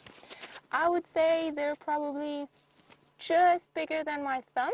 So tiny, tiny little chicks just following their parents around, just looking for food and moving very, very fast. We almost missed them. We actually just saw the parents, and then all of a sudden, just on the side, this little creature started moving very, very, very quickly, and that's how we caught sight of them. But they are by far the cutest little things I've seen. Well, after the lion cubs. Very, very cute.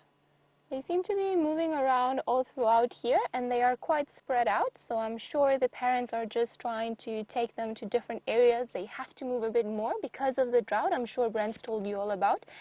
There isn't enough food, so animals, and especially the young ones that are starting to be born now with the start of the summer, they're going to have to fight very hard just to be able to find enough food to be able to grow very, very strong and then eventually become adults and have chicks of their own one day. This is just so sweet. They are so small, I reckon I could put them all in my pocket, all of them.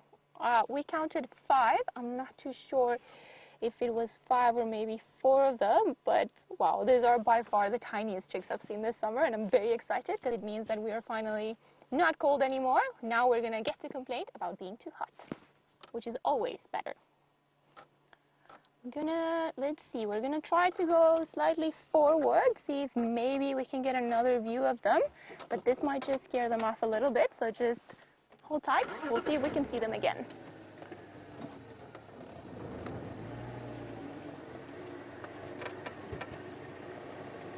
Just want to go very, very slowly so as not to disturb them. See, the parents are taking them onto safety. Oh, I see there's one of them there. Okay. Hopefully we'll be able to see them from here. All right, so you see right to the right of that stump, there's one of the parents with the 2 tiny little, 4 of them around. Obviously, they found something good to eat because they're all pecking down there. 1, 2, 3, 4. I wonder if there's a 5th one that's just, maybe I imagined it, gave them another sibling. Very, very sweet. Now, in comparison to the lion cubs, these guys will have to grow into adults much, much quicker and learn to fend from themselves a lot quicker because their lifespan is shorter, but they also don't have that much time or that much care from the parents before they're kicked out and they go off on their own.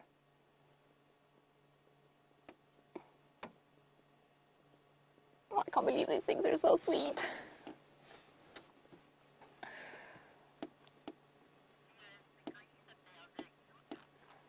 Good.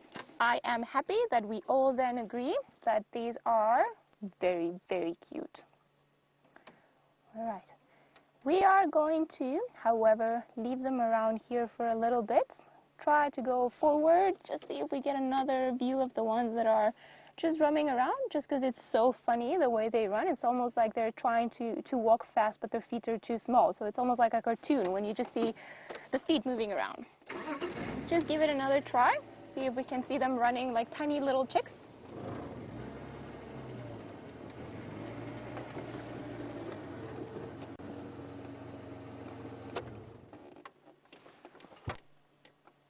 Up they go, moving around. I think it is quite funny because the parents move at a certain speed and then they stop, and then the little ones, I think they're trying to imitate the parents and then just probably do the same, but they're too short.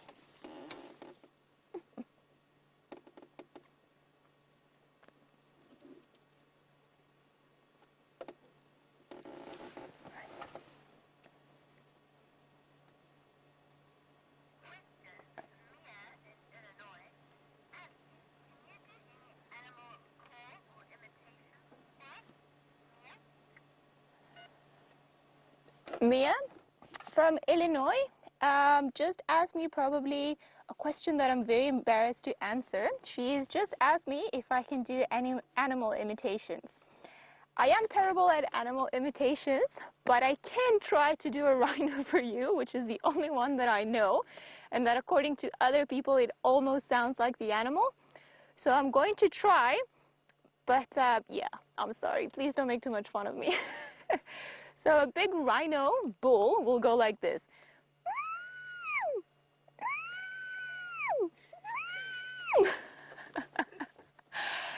I know it is ironic, but that is how rhinos go. They also have other sorts of noises, but this is probably because I spent so much time with one, the only one that I can make. I am terrible with lions. can't even try to do a lion or a leopard roar. I wish I could, and I have practiced, but yeah, I just suck at it. But I hope that was good enough for you. All right, we're gonna carry on. I see another vehicle.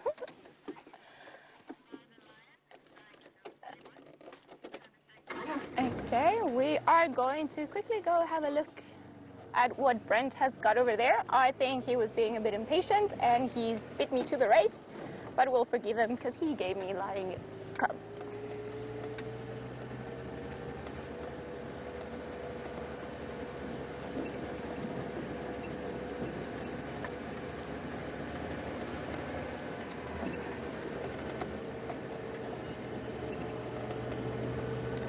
Oh, if only we had come from this angle, we might have seen him. Hello, Brent. Thank you. Now I do. We came from a different angle, so we couldn't see it. You see, we can't. I don't know what you're talking about. Okay, all right, enjoy the Elise. I'll see the big belly that's right there. Okay. Okay. He's never going to let this one die. He's always going to tell me how he found the lion.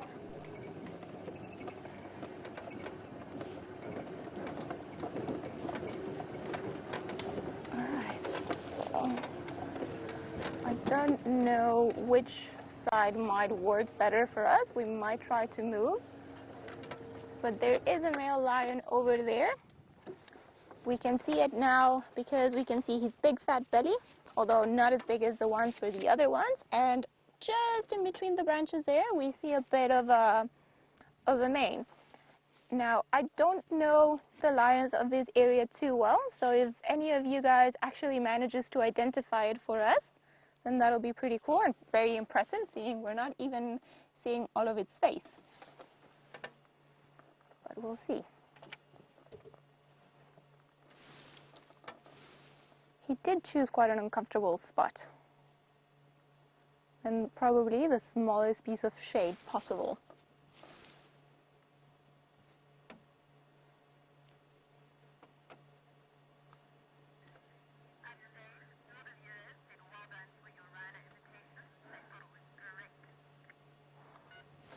Thank you everyone for the compliments of my rhino imitation. I am very, very, very mortified that that went public. But rhinos need to be heard. Yeah. Maybe one day when I'm bigger and have found more voice in me, I'll be able to do a lion. Hopefully one day talk to them, ask them why they have to sleep when we want to see their faces.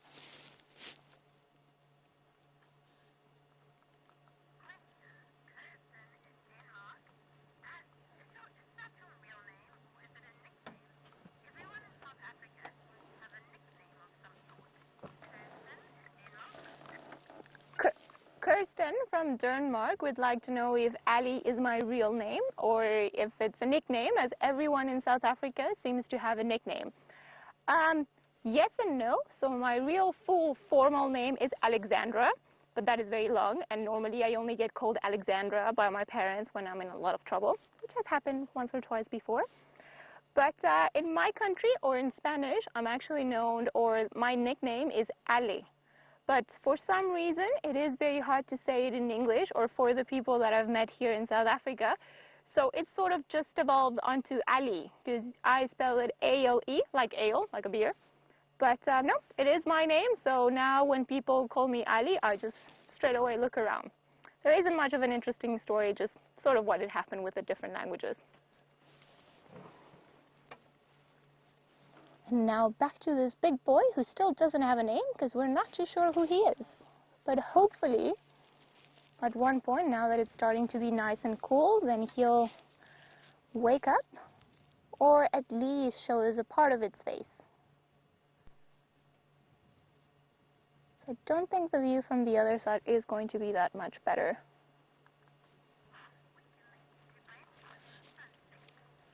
All right. seems like today we've got some beautiful clouds around, so let's go over to Brent and see the pretty sunset that we're sharing all the way from South Africa today.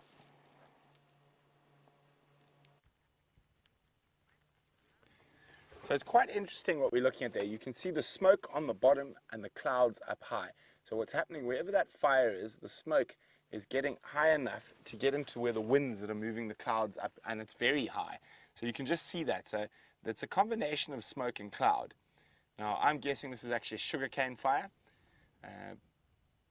Now, as I was talking about fire being quite important in the African bush and in other areas as well, the Brazilian Pantanal is also a fire climax area. But now the biggest problem with that is that traditionally or naturally what would happen, there wouldn't have been people, or there would have been people, but there wouldn't have been the amount of people that are currently living in these areas and in the world. So a lightning strike would have generally set a fire, and it would have probably burnt 2 million, 3 million acres before it petered out. Lovely, look at that with the light shining on his horns. Don't move, big boy. How's that? We got the gap. There we go, look at that. But the one thing this is doing is creating some absolutely exquisite light. Nice big kudu bull. Now, most animals are able to escape from a fire quite easily. Occasionally, things like tortoises and stuff get burnt. But what happens normally, and in the past out here, is you would have flash fires almost. So right at the beginning of the rainy season, when everything's still dry before first rains, a bolt of lightning would ignite the bush, and then what happens is you get a very hot, very fast fire. So it burns very quickly through an area. So things like tortoises and rodents can generally get out of the way of those. All the fire burns so quickly, it passes over them without doing too much damage. Now, what have you spotted, Kudu? No, just listening.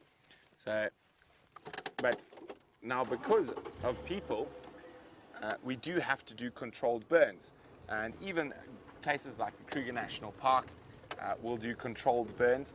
And you generally will burn an area and then you'll leave it for 2 or 3 years before you burn it again. Now, before, obviously, if 1 million acres burnt, it's not a problem, the animals would have just moved. But of course now, with the amount of people there are in the world, there's only so many places they can move to. So to keep the bush as healthy as possible, controlled burns are very important in this part of the world.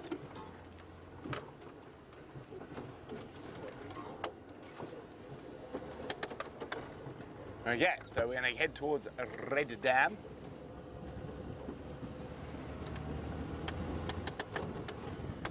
Fingers crossed for elephants.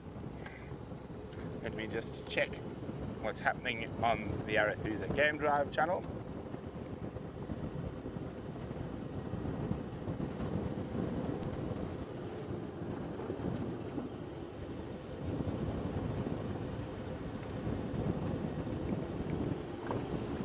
Okay, so just listening.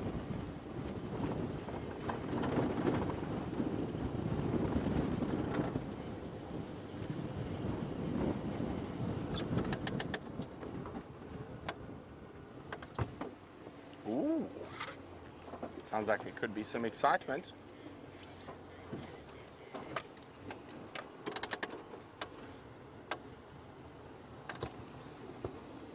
Okay, give me 1 second to chat quickly. Said.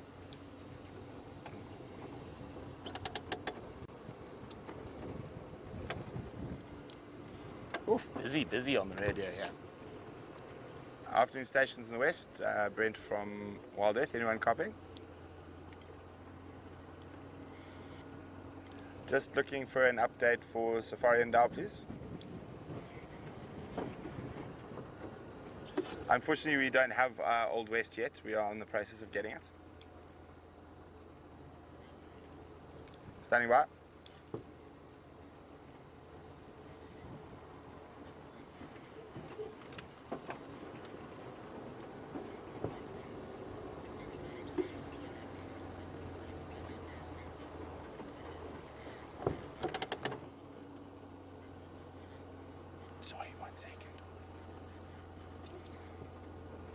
Copy, thanks Ryan. I've just come in, I'm heading towards Rendam. Would you like me to just keep a look on the road as I head towards that in Ndlov?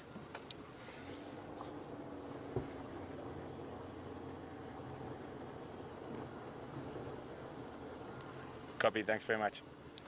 Okay, so update received. Shadow was spotted and then disappeared into this very thick area here. So we're going to have a look, and apparently there's only been one elephant seen, so maybe we'll bump into that while we look for the leopard.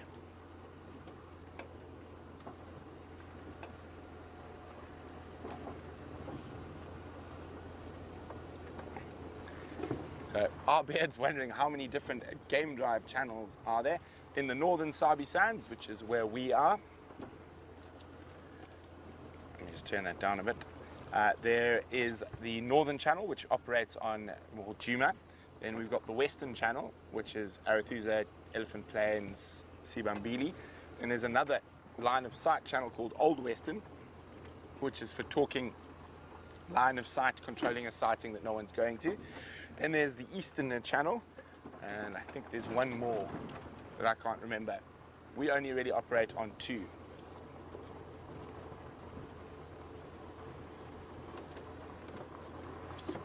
Okay. Let's have a look. Now, hot, it started to cool down, the wind's picking up. So possibly Shadow might move towards Red Dam to have a drink. So let's... Oh, this wind is getting quite strong all of a sudden. And I think that's the wind that's bringing those clouds and that smoke in.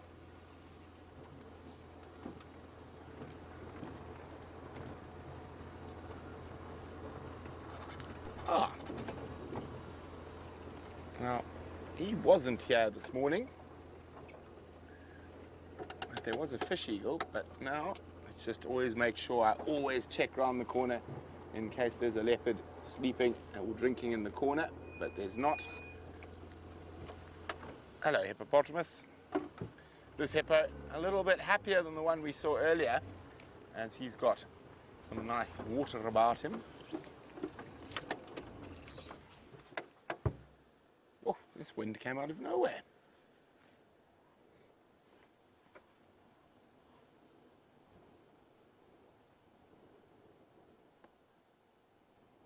Oh, snoozing.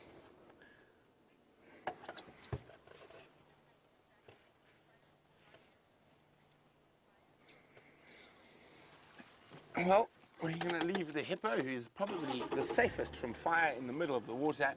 And still speaking about fire, Iggy would like to know, have I ever had to evacuate my home or any of the lodges I've worked in because of fire? No, I have not. So what I have done is stopped fires before they've got to lodges, and there's a very simple way to do it.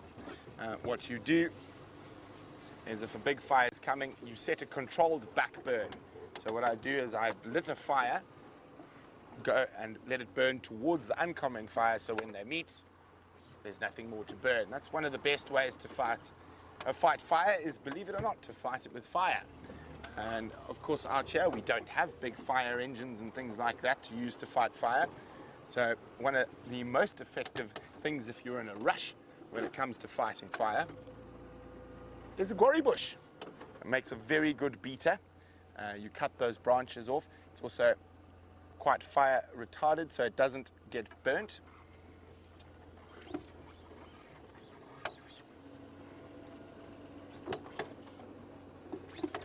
So I'm just going to keep, so Shadow was seen up here, but heading this direction.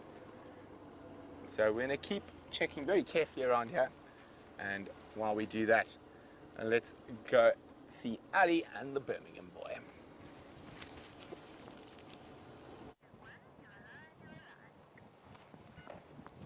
Seems like he decided to finally cooperate with us, and he's rolled around and taken his head off that guari bush where he was lying in.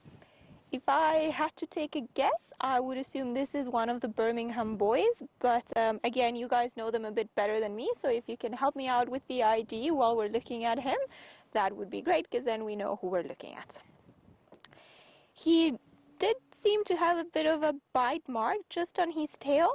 It seems like a bit of an old wound, so I don't know if that could potentially help in some of the ID, or if the wound is actually a new one. And also when he rolled around, there was a bit of a gash. Nothing to worry about, nothing too serious, but it could be the reason why he's decided to just take it easy and stay by his lonesome self and just enjoy a bit of peace and quiet away from all those cubs. The wind has picked up a little, so every now and again he will put up his head. So I'm hoping he'll do that for us again, because I'm sure he's just busy picking up all of the different scents and smells that there are around, potentially to find out where the rest of his pride or his group of males are.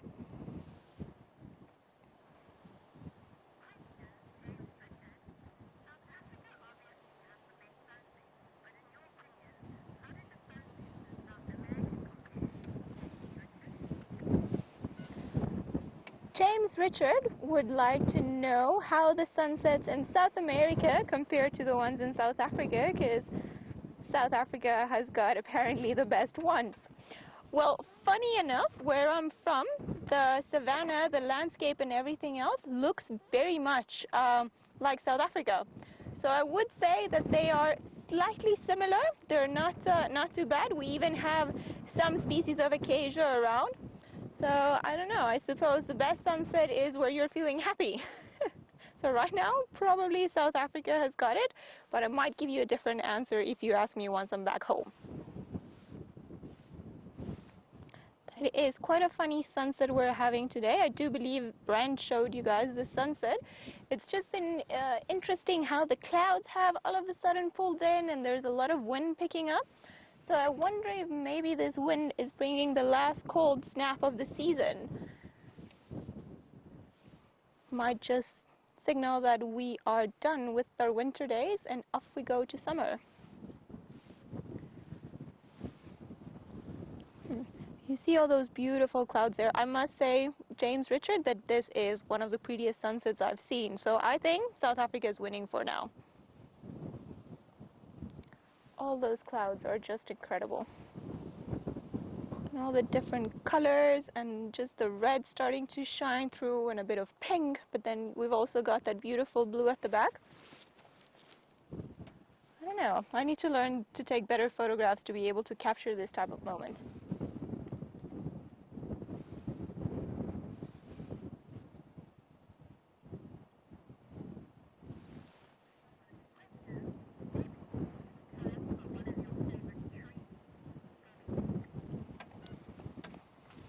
Debbie, you would like to know about my favorite trees. I have a few favorite trees, but unfortunately the one that is my ultimate favorite, I haven't seen it around today. Otherwise I would have shown it to you guys. And part of the reason why that is because that tree likes growing in drainage lines or in areas where there's a lot of water or in dry riverbeds, and I haven't seen too many around here. Maybe there are some, but I just haven't seen it. And my favorite tree is called the sycamore fig. The reason for it is because, well, there is a whole documentary that was made about the sycamores, and they call it the queen of trees. Because what is very interesting about this particular type of tree is that not only it's beautiful and it's got these gigantic branches and it's got like a bit of a yellowish color to it, but they produce a fruit that is pollinated by a specific fig wasp that goes in, and we're talking about something tiny, tiny, minuscule, because the fruit is only about this big. And then she goes in, and then they pollinate it, the fruit comes, and what is interesting is they all flower at different times of the year. So they're always producing fruit for everyone around who would want to eat it, and it's very nutritious. So by far, one of my favorite trees. There is one particular tree in the southern area of the Sabi Sand, which is, if you ask any of the rangers down there, close to the, well, it is actually on the dry riverbed of the Sand River. It's incredible. It's probably 500-800 years old, and it is, I think, on Earth, that one, that's my favorite tree. I think, without a doubt. This boy over here, on the other hand, I think he just picked whichever tree he could find so that he could lay underneath it. And it is a guarri bush, what he's lying under. And he just seems to be very placidly still looking around, not too bothered with life, probably just enjoying the breeze.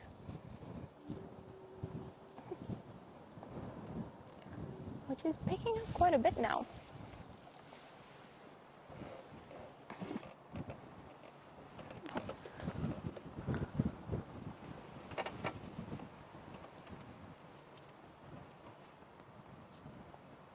Yeah, he is definitely not too bothered. Like I said, he seems to have a few injuries, but they all seem quite old.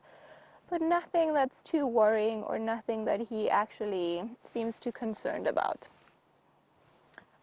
I am hoping he will put his head up, but while he does, why don't we just go over to Brent and spend some time with him.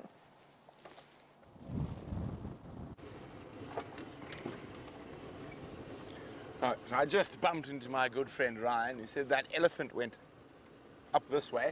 So we're just checking, making sure he didn't duck down back into the Mauritania drainage system or little dry river system. Now, the wind's picked up, so there's quite a bit of dust around. If you see Zander's hand come in front like that, it means he's just trying to make sure you have the clearest, most sparklingly beautiful picture possible.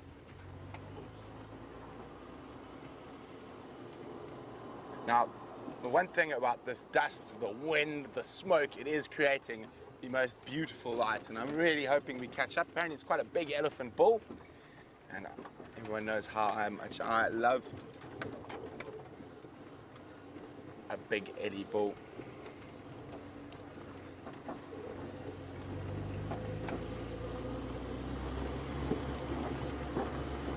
Okay, so we are on Chololo Road, and that is where Ryan suggested the best place to find that elephant was. Now we're hedging our bets a little bit because Ryan and Sean are looking for shadow not too far away from here. So if they find her, we might be able to nip in there.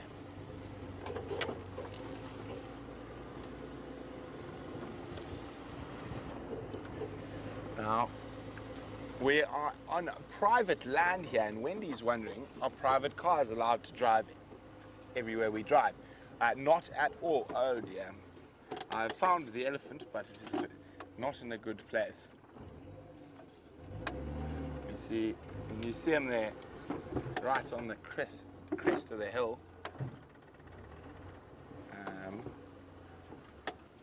You see him there. He's moving parallel to us, heading towards the sun on the top of the hill. Okay, you know what I'm going to do? I've got it. I'm going to turn around, get to another road. Might catch up with him there. Sorry, Wendy. I got sidetracked. The Ellie's there, but he's going to disappear over that ridge, and I want to get to where we can see him. So, Wendy, private vehicles are not allowed to drive around here unless it is the private vehicle of the person who owns the property.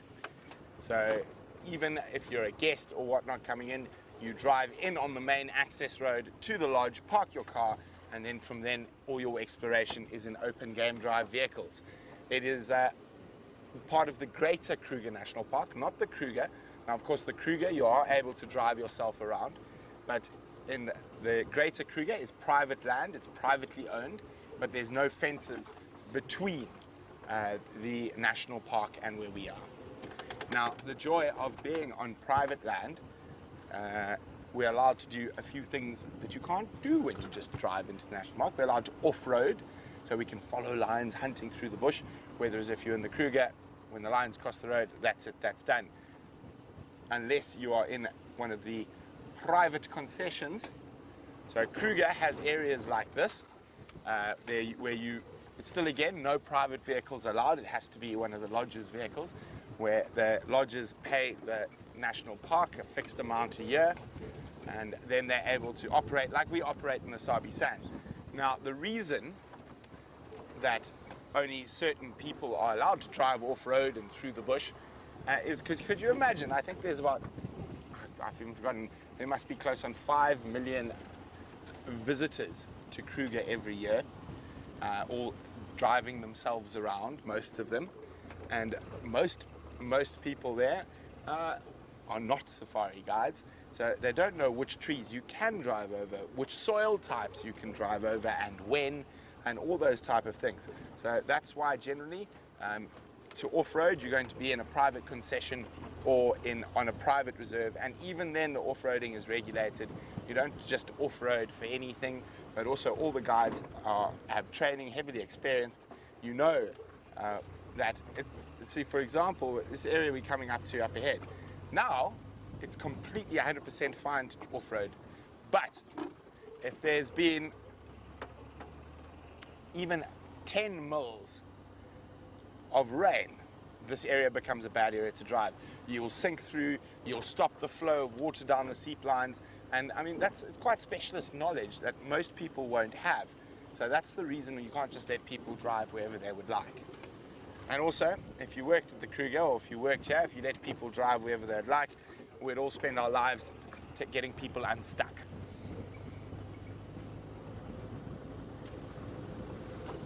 Okay, I'm hoping that we catch that elephant before he crosses our boundary.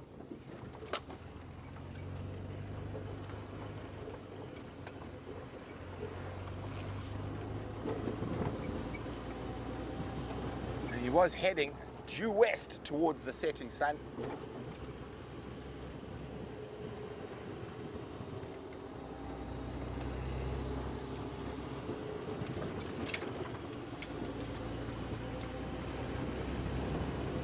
I'll be very happy if we succeed in this endeavor. I have been looking for elephant for quite some time.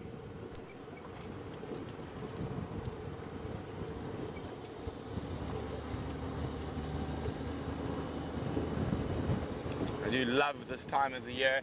The light's fantastic. You can see miles into the bush. Makes it much easier to spot creatures. And also, one thing that we might get very lucky with in this drought is it is in these type of conditions where you see some weird and wonderful things like pangolins, aardvarks moving around earlier.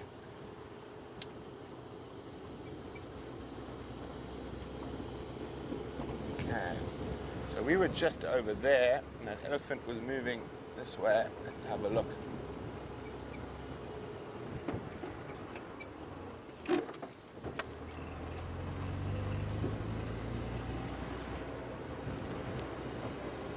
You got him. Ah, well spotted, Zander. Well, I think this is different elephants, but we'll take them. This is a breeding herd. The one I saw was just a single bull. Well spotted, Zander. Let's see if we can get a nice view. Hello, Ellies.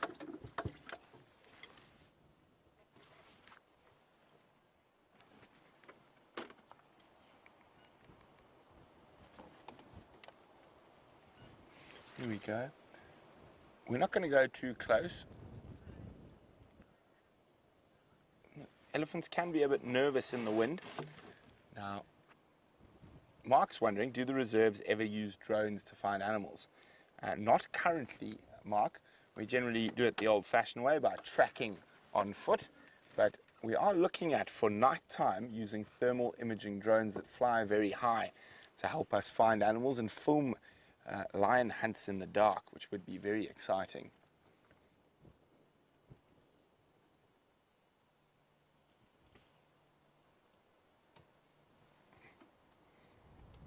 Well, they're busy eating off what looks to be, yes, it is indeed an acacia.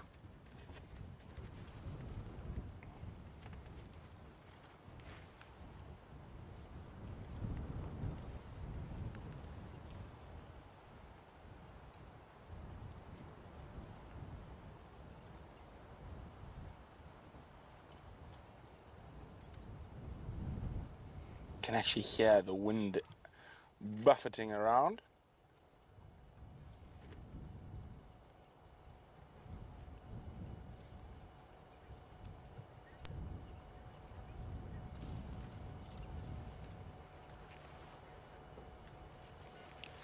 Samantha, I Hello and welcome on this gorgeous sunset safari. Samantha would like to know, is the African elephant the largest species of elephant? It is indeed, Samantha. I'm going to try to see if we can get us a slightly better view. And I also want to keep checking to see if that big bull is going to be coming in from that area up there.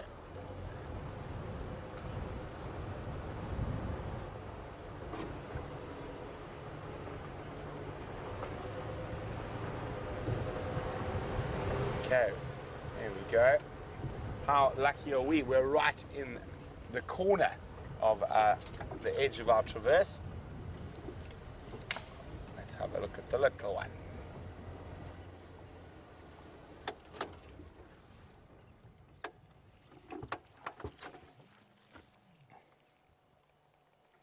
Just need to call them in on the radio.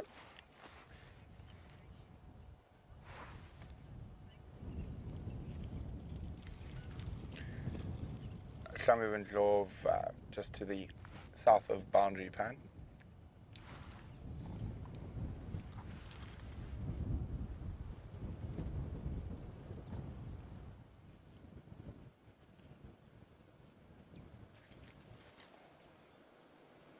Deb in Vancouver is wondering, how scared will elephants be? Do you see that trunk there? Go back, go back.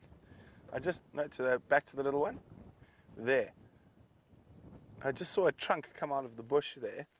Let's see if it does it again. I didn't even know there was another elephant there. I just suddenly saw a trunk. Of course, now it's not going to do it. But sorry, Deb. Deb, it all depends on how close the fire is. I've seen elephants continue feeding while a fire blows past them. There we go, there's it, it's coming out. There's the culprit whose trunk popped out earlier.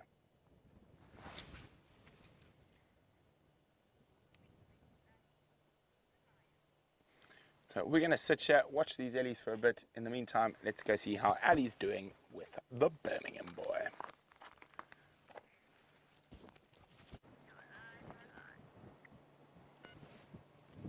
While we're busy enjoying the sunset, it seems like he is very busy enjoying his nap. Every now and again, he opens his eyes just to let us know that he's still around and he's very much alert of what's going on around him. But he's not too interested in waking up just yet. So we've been sitting here patiently, just for the hopes of him lifting his head. I am not too sure if anyone's been able to identify him or recognize who he is. Hopefully one of the Birmingham boys, because should it be a new male lion in the area, that could mean a bit of a unrest and unsafety for the cubs. Because as a lot of you may know, normally new male lions in the area, they, as a way of trying to get the females to mate with them and establish themselves in a particular area, they tend to kill the offspring of the previous males. However, if it's just one of them, I don't really think he would stand much chance against 3 of the 4 of the Birmingham boys.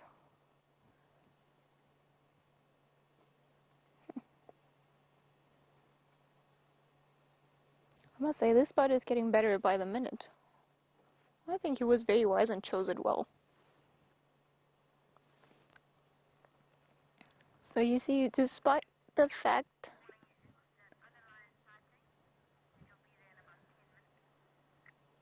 Ah, well, hello. Seems like somebody is raising his head, maybe smelling some of the little things around. Yes.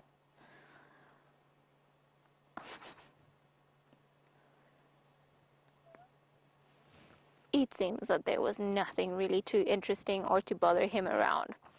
So he's going to carry on sleeping and just pretty much enjoying doing nothing. It is quite amazing though. I know we have spent quite a bit of time with sleeping lions today, but at night or in the mornings when you go out and look for them after a whole night, you can just appreciate how much they actually can walk in a night, sometimes covering up to 14, 15, 20 Ks, and it's quite amazing because they'll do it in a very short span of hours. Him, however, he doesn't seem too bothered with life, so what we're gonna do is we're gonna leave him here to his nap and we're gonna go back onto the rest of the pride, see what they've been up to and what they are getting up to now. Now that the temperature has gone down a bit, there's a bit of breeze picking up. Maybe they're a bit more active and playing around, and hopefully as well feeding on the carcass. So let's leave this guy here and just go have a look and see what else happened. Now again, Dave will let me know where to go because I still have no idea where we are. I do know that we're going in that direction roughly. Okay, so at least my bearings are not too bad. Alrighty. Let's go past that wonderful tree again, that iconic balanites that everyone talks about.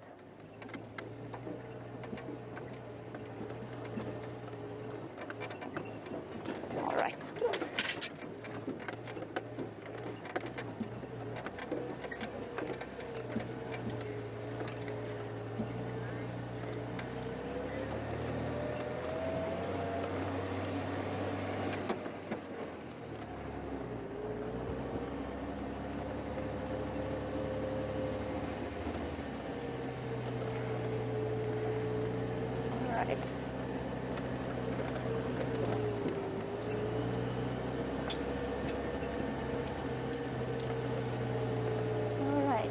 So we're gonna take a right.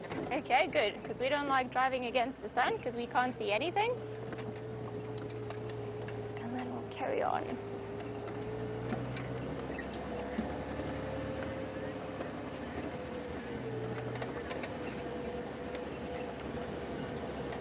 Jean, unfortunately, I have never seen any animal give birth. I have arrived moments after, but I've never seen the whole thing happening. The only one that I've been very, very close to has been an impala during the initial rains or the initial summer rains, but other than that, I don't know why I always miss it, and it's one of the things that I would really, really like to see.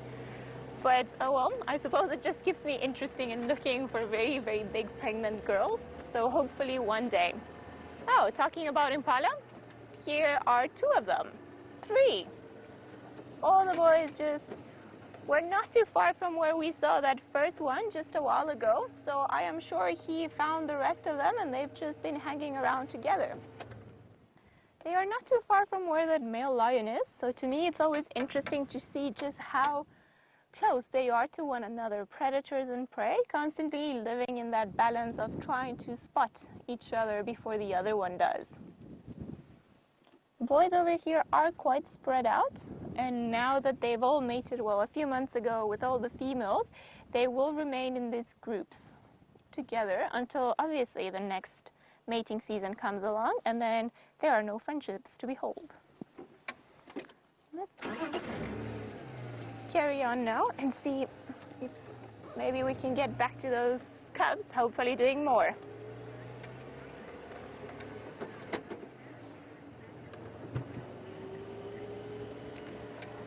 Chris Brett asked if I like hyenas or honey badgers. I absolutely adore honey badgers. I was lucky enough to raise a honey badger in one of the jobs that I used to do here in the bush. Her name was Stinky because she was very stinky. But I absolutely love them. I think them and hyenas are some of the most clever creatures that are out in the bush. And I do enjoy hyenas quite a bit. I think Disney gave them a very bad reputation for nothing, but they are very smart. Having said this, I do not like them when they come into my house and eat all my stuff. That is not funny. I've had it a few times. I've lost boots like many rangers. I've lost cases of stuff. And well, the one time I had a fight with one that tried to open my window where I used to live.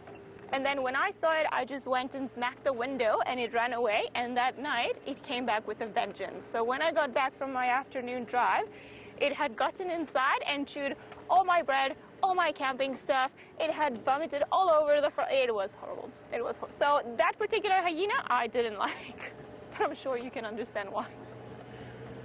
There was a lot of bleach in my room that day.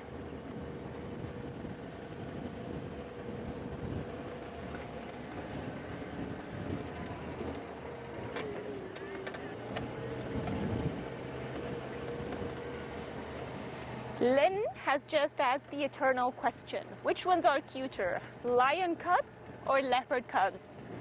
I don't know. I think it depends on their age. So the one that is younger will probably be cutest. But I can't tell. I've seen tiny little lion cubs and tiny little leopard cubs, and my heart just melts with either one of them. I am sorry, I am a girl, so I'm very susceptible to these things. But I can't answer that. I don't know. For the time being, I think I'm on Team Lion. I'm sorry.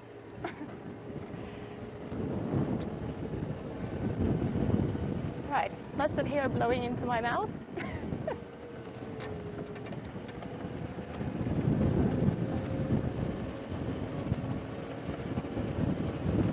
Alrighty.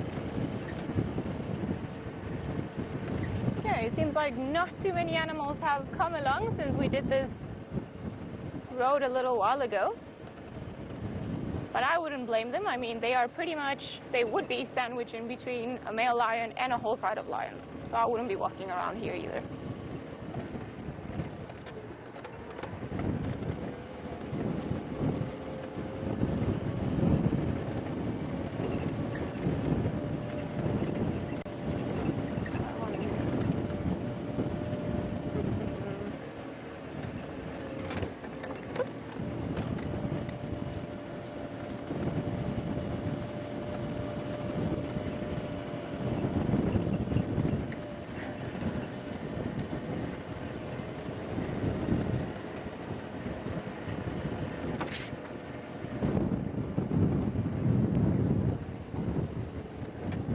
You guys are asking how I got all the way from Venezuela to South Africa, and I don't know if it was fate or by accident. So my story is a funny one. So when I was 14, I read this book, and this is a very corny part of the story. I'm really sorry. I'm going left, am I not? I read a book where this girl wrote herself a letter, just asking herself a bunch of questions, and then she would close that letter, and then she would read it 10 years afterwards. So, funny enough, I was already living here, and I had already moved to Africa when I found this letter. I have a box of stuff, of memories, that's just pretty much all my junk goes into. And I found this letter and I was like, oh, I wonder what this is. So I got it, and then the first question in that letter was, have you been to Africa yet? I showed it to my mom and she was like, you see, I had no hope. You were going to go anyway. So when I initially decided to come, I was about 22 and I was working in the local municipality in the Citizens Advice Bureau. Sounds very big, but it was very boring. And I didn't particularly like it. So I heard about this thing about coming to volunteer in Africa in a wildlife rehabilitation center. So I decided to try it out and then just leave it behind. I was also not in a very good place emotionally back then, lots of things going on. So I was like, you know what, this is what I need. I'm just gonna go to Africa, which I did. My boss from back then to this day, he still looks at me and he was like, you ditched me for lions, how could you? I'm like, they're lions, come on. But so I came here and I was only supposed to be here for about 3 months. And again, like when they handed me off that baby rhino and I saw that this country offers everyone the opportunity to be involved somehow in the guiding industry or anything else, I just couldn't go back. I just had to stay here. Oh, well, hello, somebody's letting us through. Okay, sorry. Hello, how are you? All right. So yes, I was here for about 3 weeks before I phoned home and I said, I'm never going back. I think the word my mom used on the phone that the whole of Africa probably heard, she just told me I was demented. But then she came here and now she loves it just as much as I do. So that is pretty much how it happened. And then I was working in this rehabilitation center and I convinced the owner that he needed to give me a job. He just had to because I was going to do a good job. I still don't know how I pulled that one off. But I ended up working there for about a year before I left and then joined the field guiding program in one of the lodges. And that's pretty much how I stayed here. I did try to go back to the real world at one point, and I went and studied and did my master's in conservation for a year in the UK, wanted to see how living closer to home would be and everything else. And the minute I finished that master's, I came back running to the bush. I just couldn't do a city anymore. It's too noisy, too much traffic. I prefer this type of thing. So that's pretty much how I got here. It wasn't very articulate, but life has a way of, you know, doing things certain times. Okay, I don't think this is where we went in, or was it?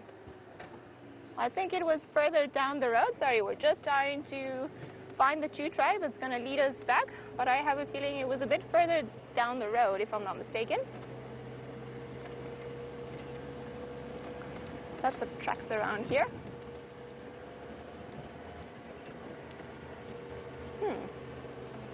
No, I think it was over here.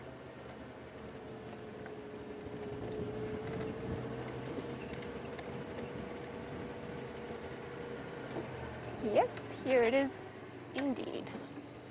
Let me just do this quickly. And there we go. Let's see what they've been up to. If the vehicle cooperates with me.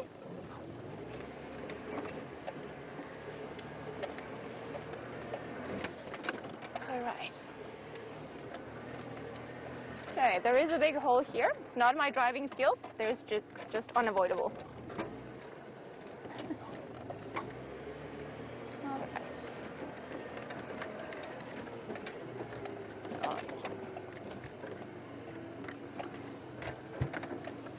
Always a bit of effort before getting to our final reward.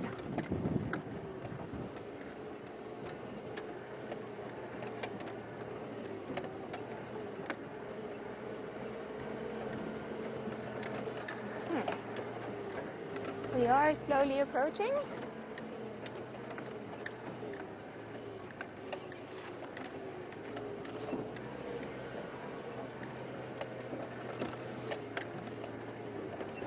Okay, well, it seems like at least one of them is a bit more active.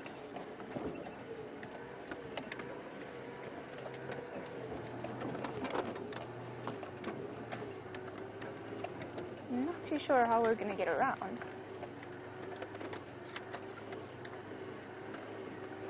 I think what we're going to do is just go around here. I think it's going to be the easiest way to have a look at what's happening.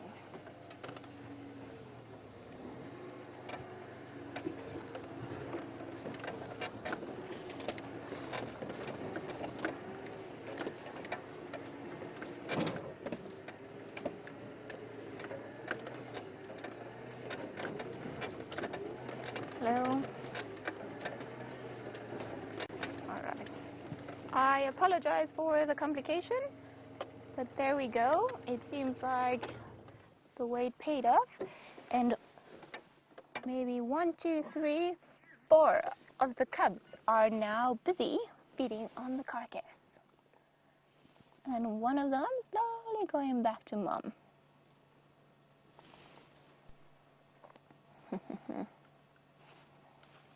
So these tiny little ones, they will still, we saw them earlier, they were still suckling, still getting milk from their mothers. But when they're about maybe 2, 3 months old, and they also get introduced to meat, because now they need to grow a lot quicker and a lot stronger, so they need to supplement their diet, which is what they're doing now to eventually be weaned off the milk. They won't have any more milk when they're maybe about 6, 8 months old, and they'll just eat meat. And by the eagerness that they're feeding with, I don't really think it's a problem for them. They seem pretty excited.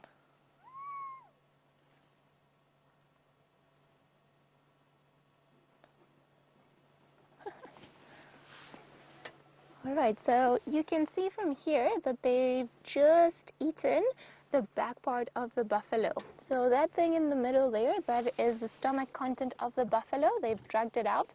And probably what the males did was feed on the softer parts first. So they will go and feed on the organs that are a bit softer than the meat that's attached to the bones or the skin and so on. So they will normally start with what's soft, the rump, the back, the cheeks, and then they'll carry on. Oh, look at them fighting.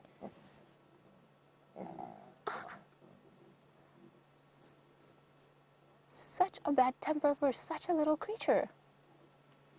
You see, from a very young age, they learn that they need to fight for their food.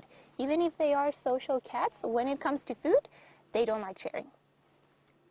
And I am sure you can hear all the little ones just growling at each other because they all want to get onto that same part and feed off of it.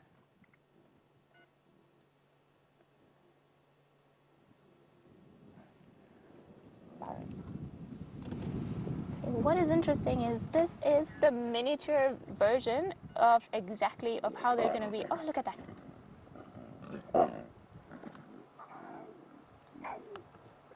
I must say, this is the most fierce battle I've ever seen between cubs for food.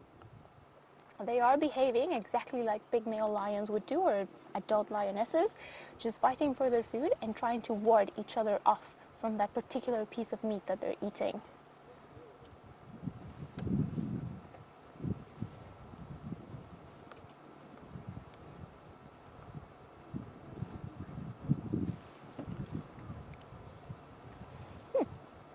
Look at all that growling.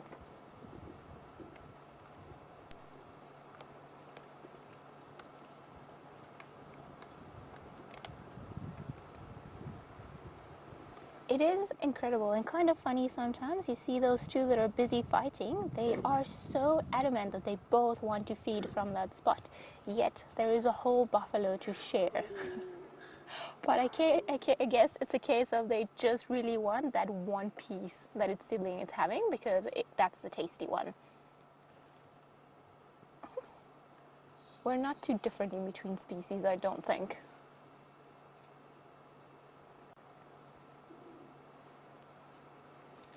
I think this female is just getting a bit annoyed by that branch there, and she's tried to pull a few times. So maybe what they want to do is actually move or expose a bit more of other parts of the buffalo to be able to feed on other parts.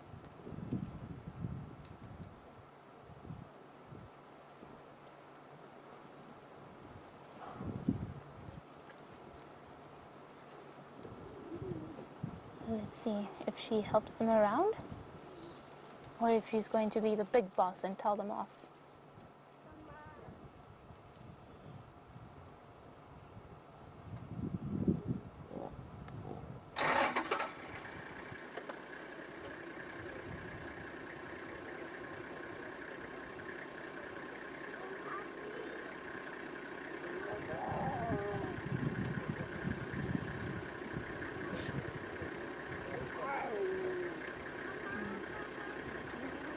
That's a vocalization by the cubs. They're making a lot of noises, probably just trying to get all the females to move around, or just showing that they're not happy about the situation.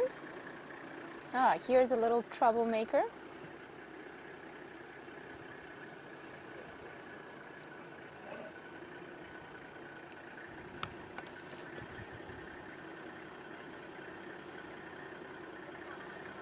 We're gonna let these little guys here settle their dispute and see who wins, but in the meantime, let's go back to Brent and see what he can show us.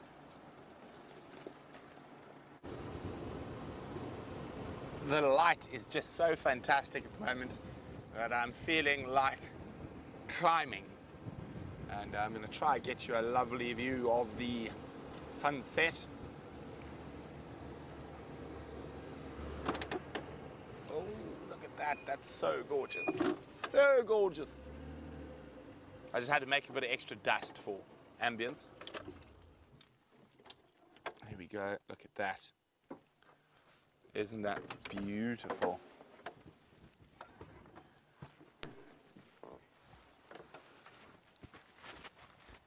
Isn't that absolutely exquisite? Another beautiful end to the African evening. And I told you, it was so beautiful I had to climb the biggest termite mound on the whole of Arathusa and Djuma. And it happens to be right near where the sun is setting. Isn't this just absolutely exquisite? I'm on top of the world, literally. Well, we're not very high here. We are in the Lowveld. But just look at that. I can just make out the Drakensberg Mountains in the haze. What a splendid evening it is to be out on a live African safari. Now, descent, it always seems to be a problem for me. And I think I was going to try surf this one. Maybe not. Maybe I'll just come down like a sensible human. Or not. There we go. Now, this is the biggest termite mound that I've seen on Djuma and Arathusa. The only place that's got bigger termite mounds is Cheetah Plains. So unfortunately, it seems like they haven't been able to find Shadow. She's living up to her name and disappearing into the shadows. Maybe on tomorrow's sunrise safari, we'll have a little bit more luck.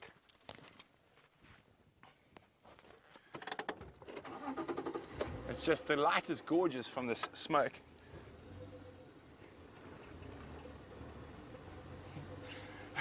Our bed says Brent of the Bushveld. Well, strange enough, while I was at school, after having a school in the bush and having to go to normal school, my nickname quickly became Mowgli or Tarzan most of the time. So that's what my 5 years at high school I was known as, mostly Mowgli. Wasn't quite buff enough to be Tarzan.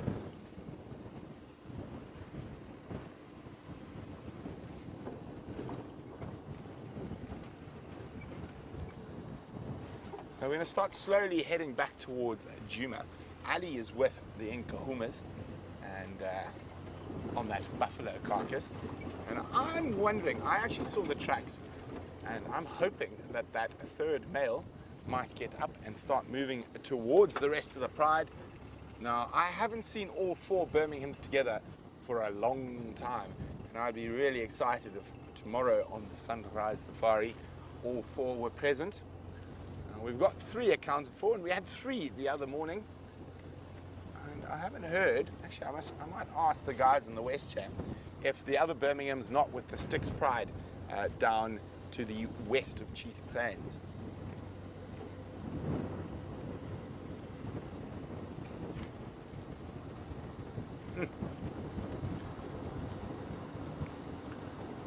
Now, well, as fun as it is driving around with myself and Zander, who am I to deny you gorgeous sunset coupled with Africa's biggest cat?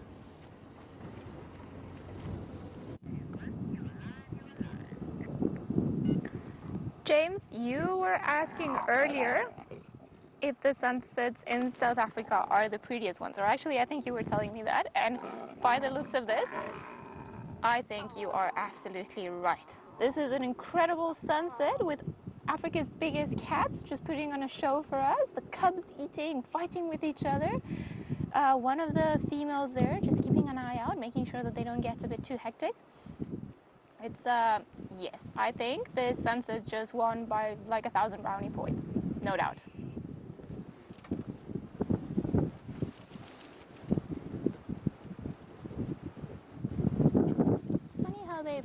They've come and they feed and they fight a little bit just to remind each other that they're there, and then off they go. And it did seem a bit earlier on that the female wanted to come and feed, but maybe she's just letting her motherly instinct kick in. She does seem to be very full herself, so she's just probably just letting the cubs have a bit of a feed before she goes and has a bit herself.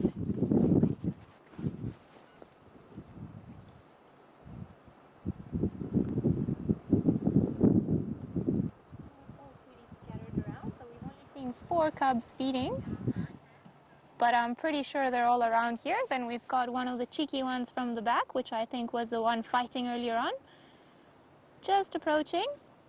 Let's see if he tries to go in and tries to feed a bit more.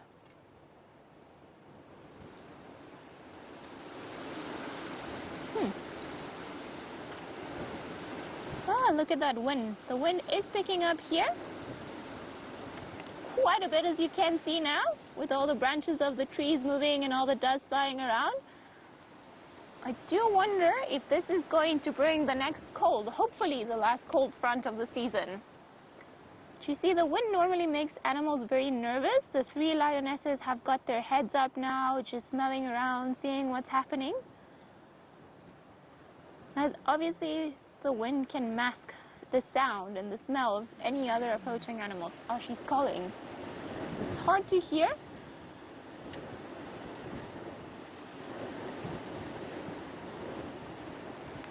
There's a little brave one walking away.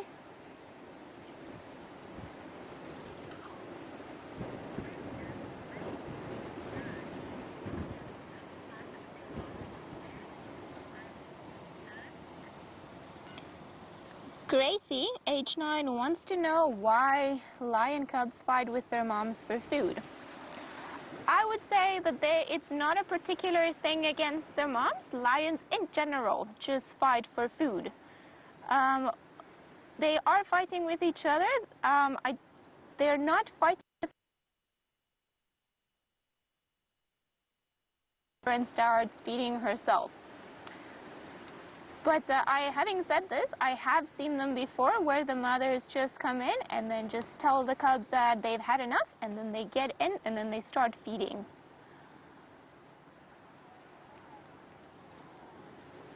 Look at that tiny cute little face. You see, the wind makes them also a bit nervous, so they probably won't go too far away from the adults just to keep safe. Talking about that, there's a female that she's got her head right in there, probably looking for more meat. Because they haven't taken the skin of this buffalo yet. Oh, there she is. Maybe she's trying to do just that. And just access the other points of meat.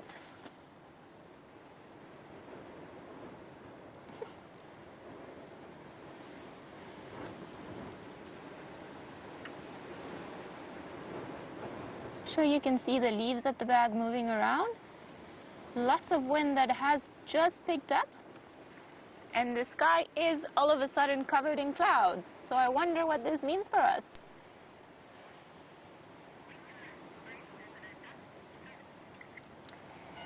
It seems that a dust storm has just caught Brent. So let's go over there and see what that feels like. Now this is really uncommon weather for this part of the world. I'm going to try to get onto Impala Plains to show it to you, but I'm battling to see. And you can just see how the colors changed. I mean, look towards the sun, there's just this wall of dust. I mean, I turned around as I got off that termite mound, and I thought, is that rain? And I was like, it can't be rain. I literally have a coating of sand across my eyes at the moment. I'm just going to try and get to Impala Plains. You can just see. Yeah, look at that. Oh no, close your eyes. Oh. Now I have dust in my teeth as well. Crunch, crunch. Okay, one squall passed. Let's try and get past the next one. Let me just get a bit. Oh, here comes the next one. I have put my. But look at this. Isn't that crazy? Look at that. That's all dust. It's a wall of dust coming towards us. You can see what it's doing. It's turning the sky an incredible color where the sun's setting. But I can tell you what, it's quite incredibly unpleasant sitting in it. No, my hat's going to go off. I need goggles. I feel like I'm in Mad Max.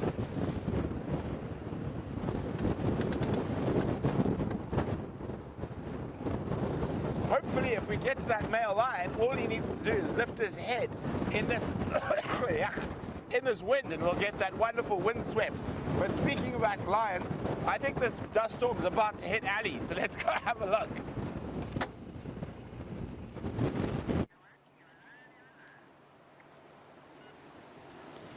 It seems that Brent has got the worst of the dust storm going around. We are still fairly protected by the bush and the termite mounds around us, and although the wind is visibly picking up, we're still not in the middle of the dust storm with dust up our teeth like he said he was. We are still just enjoying this very beautiful sunset that Africa is giving us today with the lions feeding on a buffalo. The female has now started feeding as well, and she's let some of the cubs move away, and some of them are still tugging in there just because they are too greedy to let go. Because if you look at their stomachs, they are looking pretty full. Although they do have to grow up to be super lions, so they probably need all the meat that they can get.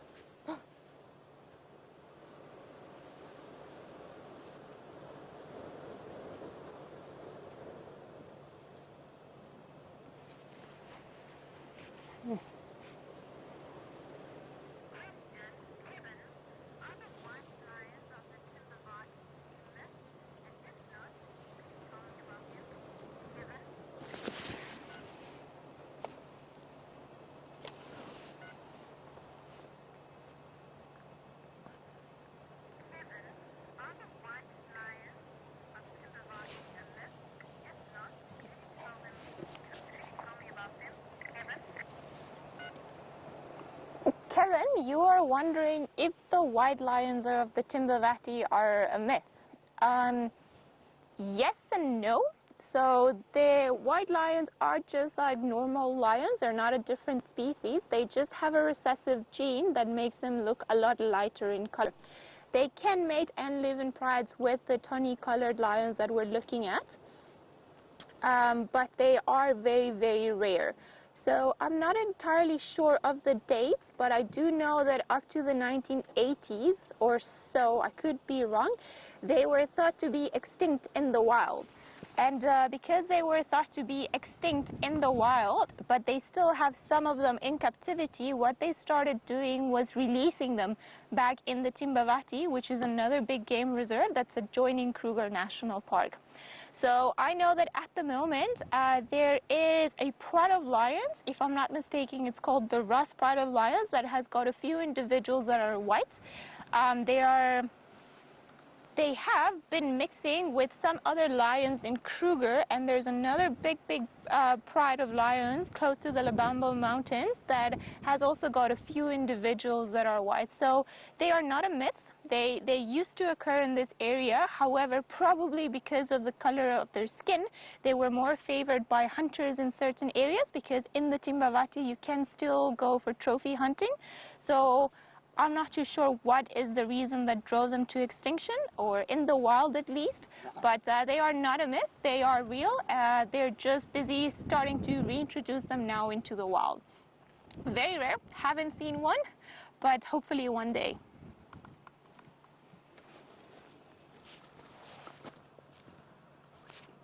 In the meantime, these tawny lions that we are looking at are busy putting up a fight. So the two cubs that are still there definitely don't want to share. I wonder if they have eaten most of what's left of the backside of the buffalo, because they're being very, very aggressive about it. But what is interesting though is the one female is here, so she is obviously waiting, and she's gonna start feeding soon. And oh, you can hear them fighting still. And the other one at the back is probably just also waiting to go in there and then just try, I'm sure they're gonna try to move the carcass and just get underneath where they still haven't been able to feed off. And there's another lioness at the back that we're looking at. There was another question earlier on about how lions get the blood and everything off their faces after they've eaten. Well, this is one of the ways they do it. They lick their paws and then they'll put them through their heads, and they'll start almost like combing their faces with their clean paws. Sometimes they also do this because obviously in this area where they walk there are a lot of thorns, a lot of spines, yes, little things that they need to try and get out, which is what I think she's doing now. And she's just trying to take whatever it is that is in between her toes or her pads and her toes, just trying to get it out of there because it's probably just uncomfortable.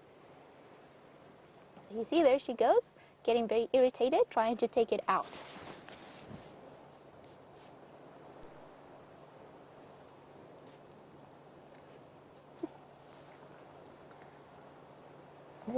Gives you a whole different meaning of being in each other's faces with this lion cub just pretty much almost sitting on top of the mom.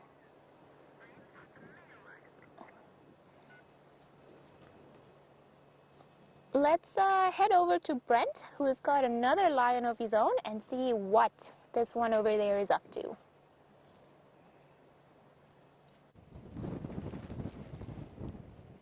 So there we go. If you're ever wondering how a lion gets its perm, there we go. He waits for days like this and he sits facing the wind and lets the wind blow through his glorious mane. And then, of course, hair products will be all the dust that gets stuck in it to keep it nice and fluffy. It is beautiful. Now, if you look at his nose, oh, look at those eyes, all the scars on his nose.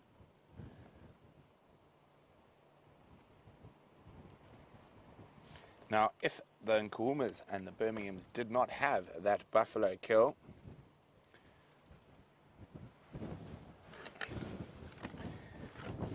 this would be ideal hunting weather. Debbie, you are spot on. The dust storm is definitely a product of the drought. You can get them in normal dry seasons, they're just uncommon. But I think it's been exacerbated by the lack of grass and the strong winds we've been experiencing. Now, if we go away from the lion for a brief second and we look towards Cheetah Cut Line, so towards the east, I mean, we are losing visual of our horizon slowly as this dust rolls in.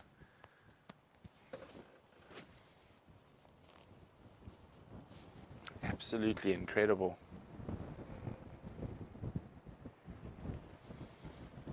No, you're supposed to get up when it's cool and windy. You're not supposed to go back to sleep.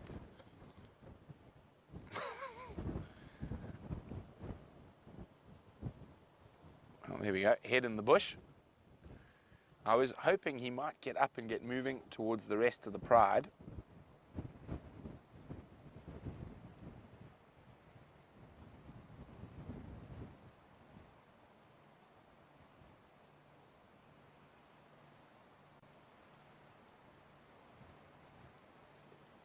Sleepy kitty. Well, it seems like the strongest gusts are over, but there seems to be a few more on their way. Now, I wonder if this insanely strong winds are going to bring in weather as well. And it's going to be very interesting to see what it's like out on the sunrise safari.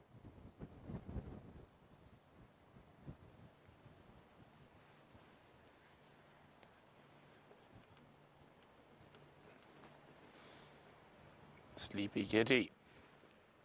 So we've got 3 Birminghams accounted for. There's still one who could be on Djuma somewhere. I didn't hear of him being with the Styx Pride.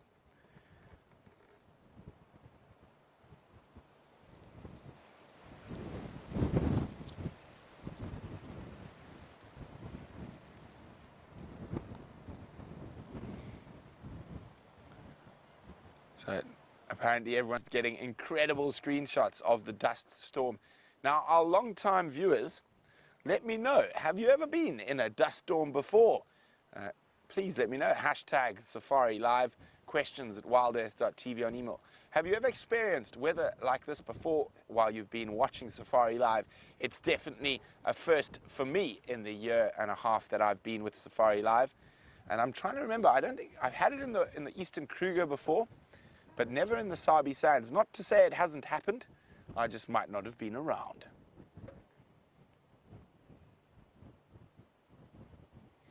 And the temperatures dropped quite rapidly as well.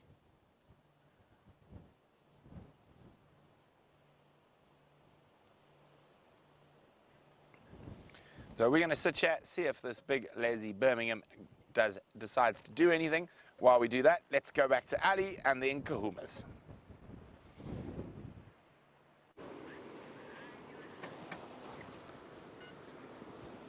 We are still busy with the Nkuhuma Pride of Lions and 4 of their cubs busy feeding on the carcass right now. Well, actually, I think it might just be 2 of them feeding and 1 of them moving around, because the 3 of them are just in between the 2 females that you guys can see right just to the left-hand side.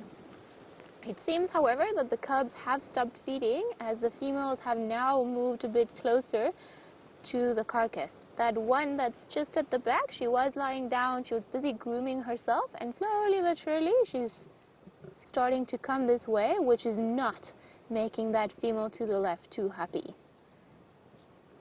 Every now and again she'll start growling, so I'm sure it's to prevent the other females from coming and trying to feed off that particular part of the carcass for the time being.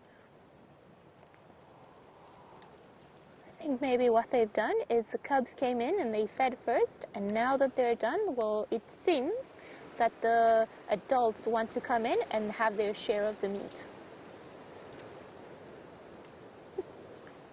She is busy hiding her whole head on what's left of the back of the buffalo. And I think she's now telling off that cub that I think you can just see the back, probably just telling it that it's had enough, it's their turn now.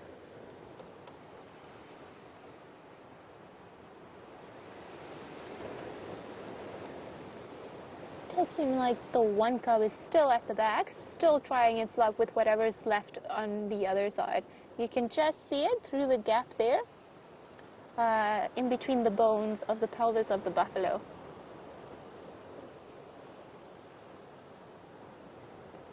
Oh, there he goes. There's a tiny little head there. On top of Mom, as usual. And off it goes.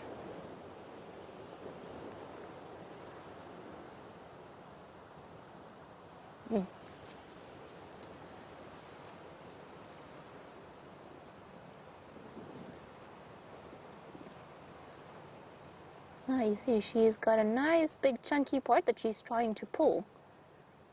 So she's just got to be slightly careful. I have seen lion cubs before, unfortunately.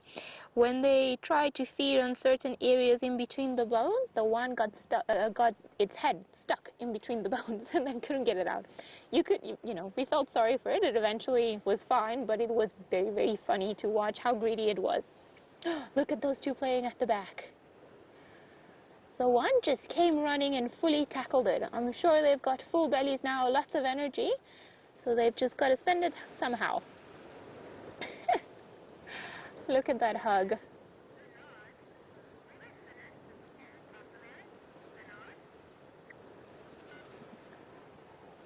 Bernard, you would like to know if they will finish this whole buffalo. The case is normally so whenever a big pride of lions like this one brings down a buffalo, they will finish it in maybe 1 or 2 days' time, depending on how big the pride is. I would assume that they'll be here tomorrow morning, could possibly even be here tomorrow afternoon, but they will surely finish it. Just want to have a look at the cubs playing there at the back in between the branches of the trees. They've just been stalking and jumping on top of each other, just to try and see which one's stronger.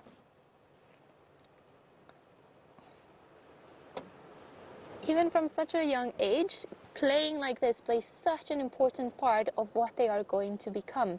They need to develop all of their hunting techniques, all their fighting skills and everything else, and what better way to start than with all of your siblings and cousins and relatives. Too bad that they've chosen the one spot behind the tree.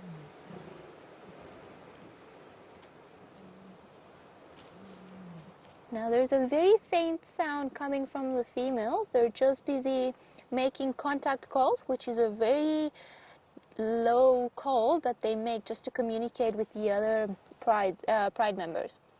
So maybe she's just trying to see where the rest of the lionesses are or where the rest of the cubs are. Look at these two little troublemakers. They're being very brave and walking away from the rest of the pride. Hopefully one of them will come and say hello to us.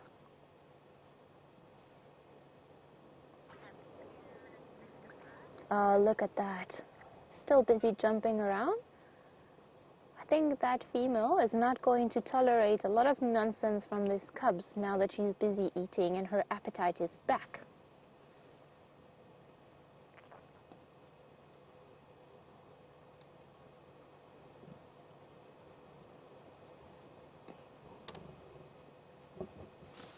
She is growling. Oh.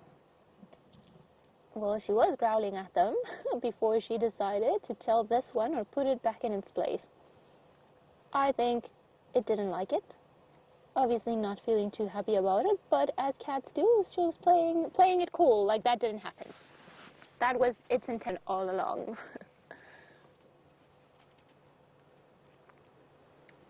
And the one at the back is just busy having a bath from its mother. Look at those paws going up. I'm sure he's not too happy. Whoop. No food for you. You've had enough.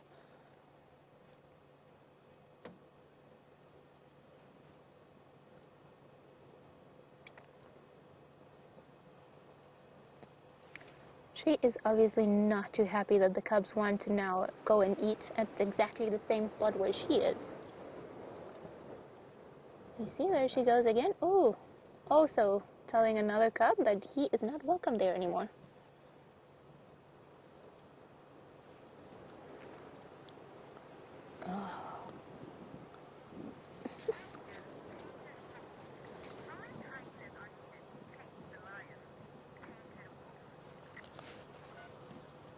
Hi, Painted Wolf. You would like to know how many hyenas are needed to chase the lions.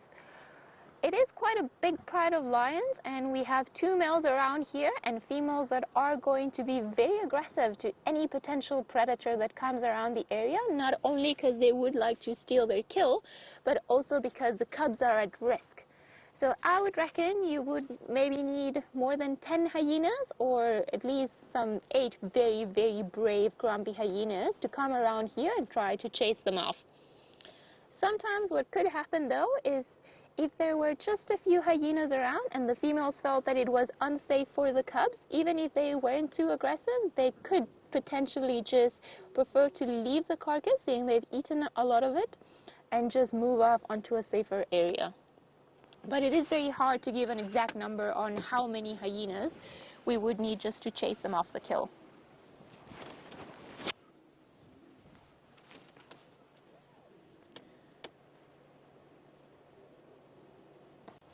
It seems like the little one in front got a fright from the face of the buffalo.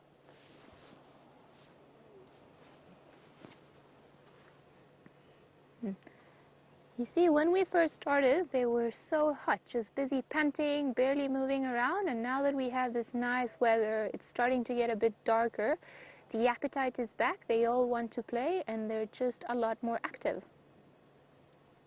Can't really blame them, the weather is much nicer now.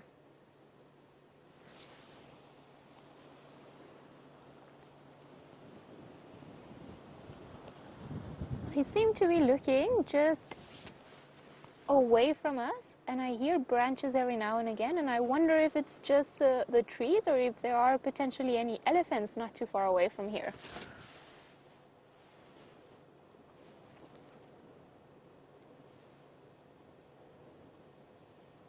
Not to bother for the time being.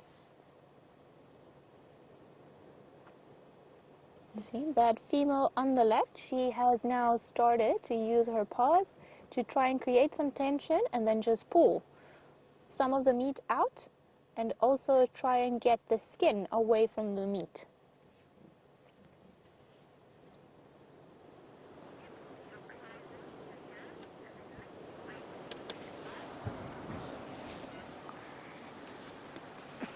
Alright, it is getting a bit dark over here, so we don't want to spend too much time with the cubs as they're still very young, and we want to just make sure that they are safe in the company of their mothers. So for today, I am actually going to say goodbye to everyone. It was great meeting you all, and well, I hope to see you guys soon, and I hope you enjoyed the drive just as much as I did. We'll go back to Brent and see if he has managed to survive the storm and the male lion.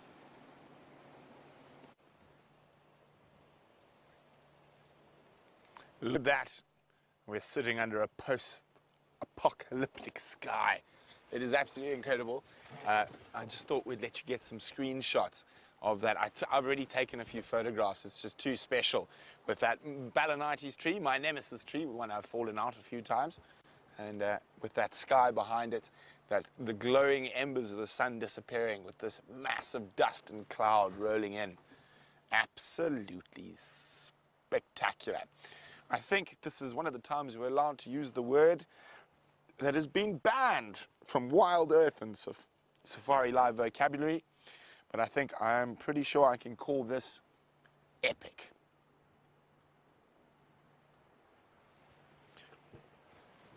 Oh, there we go. Cecilia, does anyone have a kite to fly? Cecilia, I'm worried the kite you would take off and land in a thorn tree or on a Birmingham. So that Birmingham didn't move, so we're going to keep moving back towards camp. Now, I've purposely chosen this route So I'm driving with the wind coming from behind me so I don't get all the sand in my eyes, which obviously doesn't make a difference because every time I turn around to talk to you. No, it's dialed down a little bit.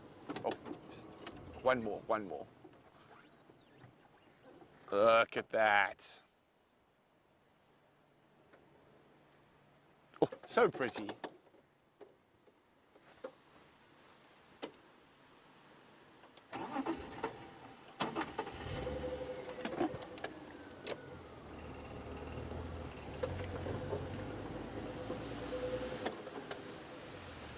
Hi, Teresa.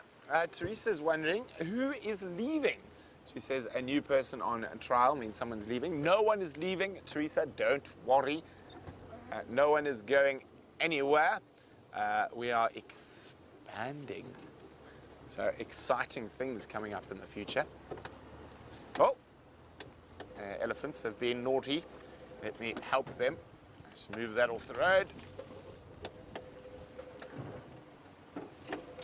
Oh, move it off enough that we can drive round. Now, what an exciting sunset safari it's been. I was very happy I found my elephants. That mating pair of leopards has been found to the north of our boundary. They must have snuck across during the day. And of course, you had that wonderful Nkahuma cub sighting with Ali. And I can't wait to see the screenshots of the lions, the kill, and that sky. I think they're going to be spectacular. I'm a little jealous I wasn't there with my camera.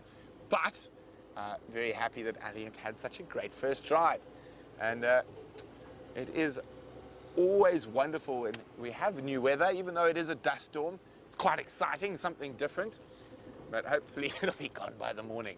Enough. Last sort of 45 minutes, if you look at our lights on the side as I drive, you can just see the dust. That's how fast the wind is. It's actually going faster than I'm driving. But again, thanks for all the screenshots, the tweets, the questions. It's been great hearing from you. Tomorrow morning will, of course, be Commander Bond, James Henry, and myself out and about on Djuma, Arathusa, and Cheetah Plains, seeing what we can find. Pretty sure the Nkahuma Pride are going to still be around that carcass. They might meander down to Sydney's waterhole for an evening drink, but I'm sure they'll be back at the carcass during the day or during the drive on tomorrow's sunrise safari. I think I'm going to look for leopards. That's what I'm going to do tomorrow.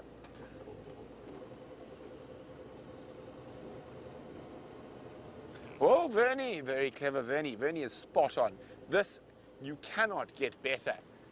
If you're a predator hunting, strong wind, dust, and clouds coming in to make the sky dark, this is perfect predator hunting weather. So hopefully we can find Queen Karula on a kill on the sunrise safari. I'm hoping it's decided to stop being so so windy by the time morning comes.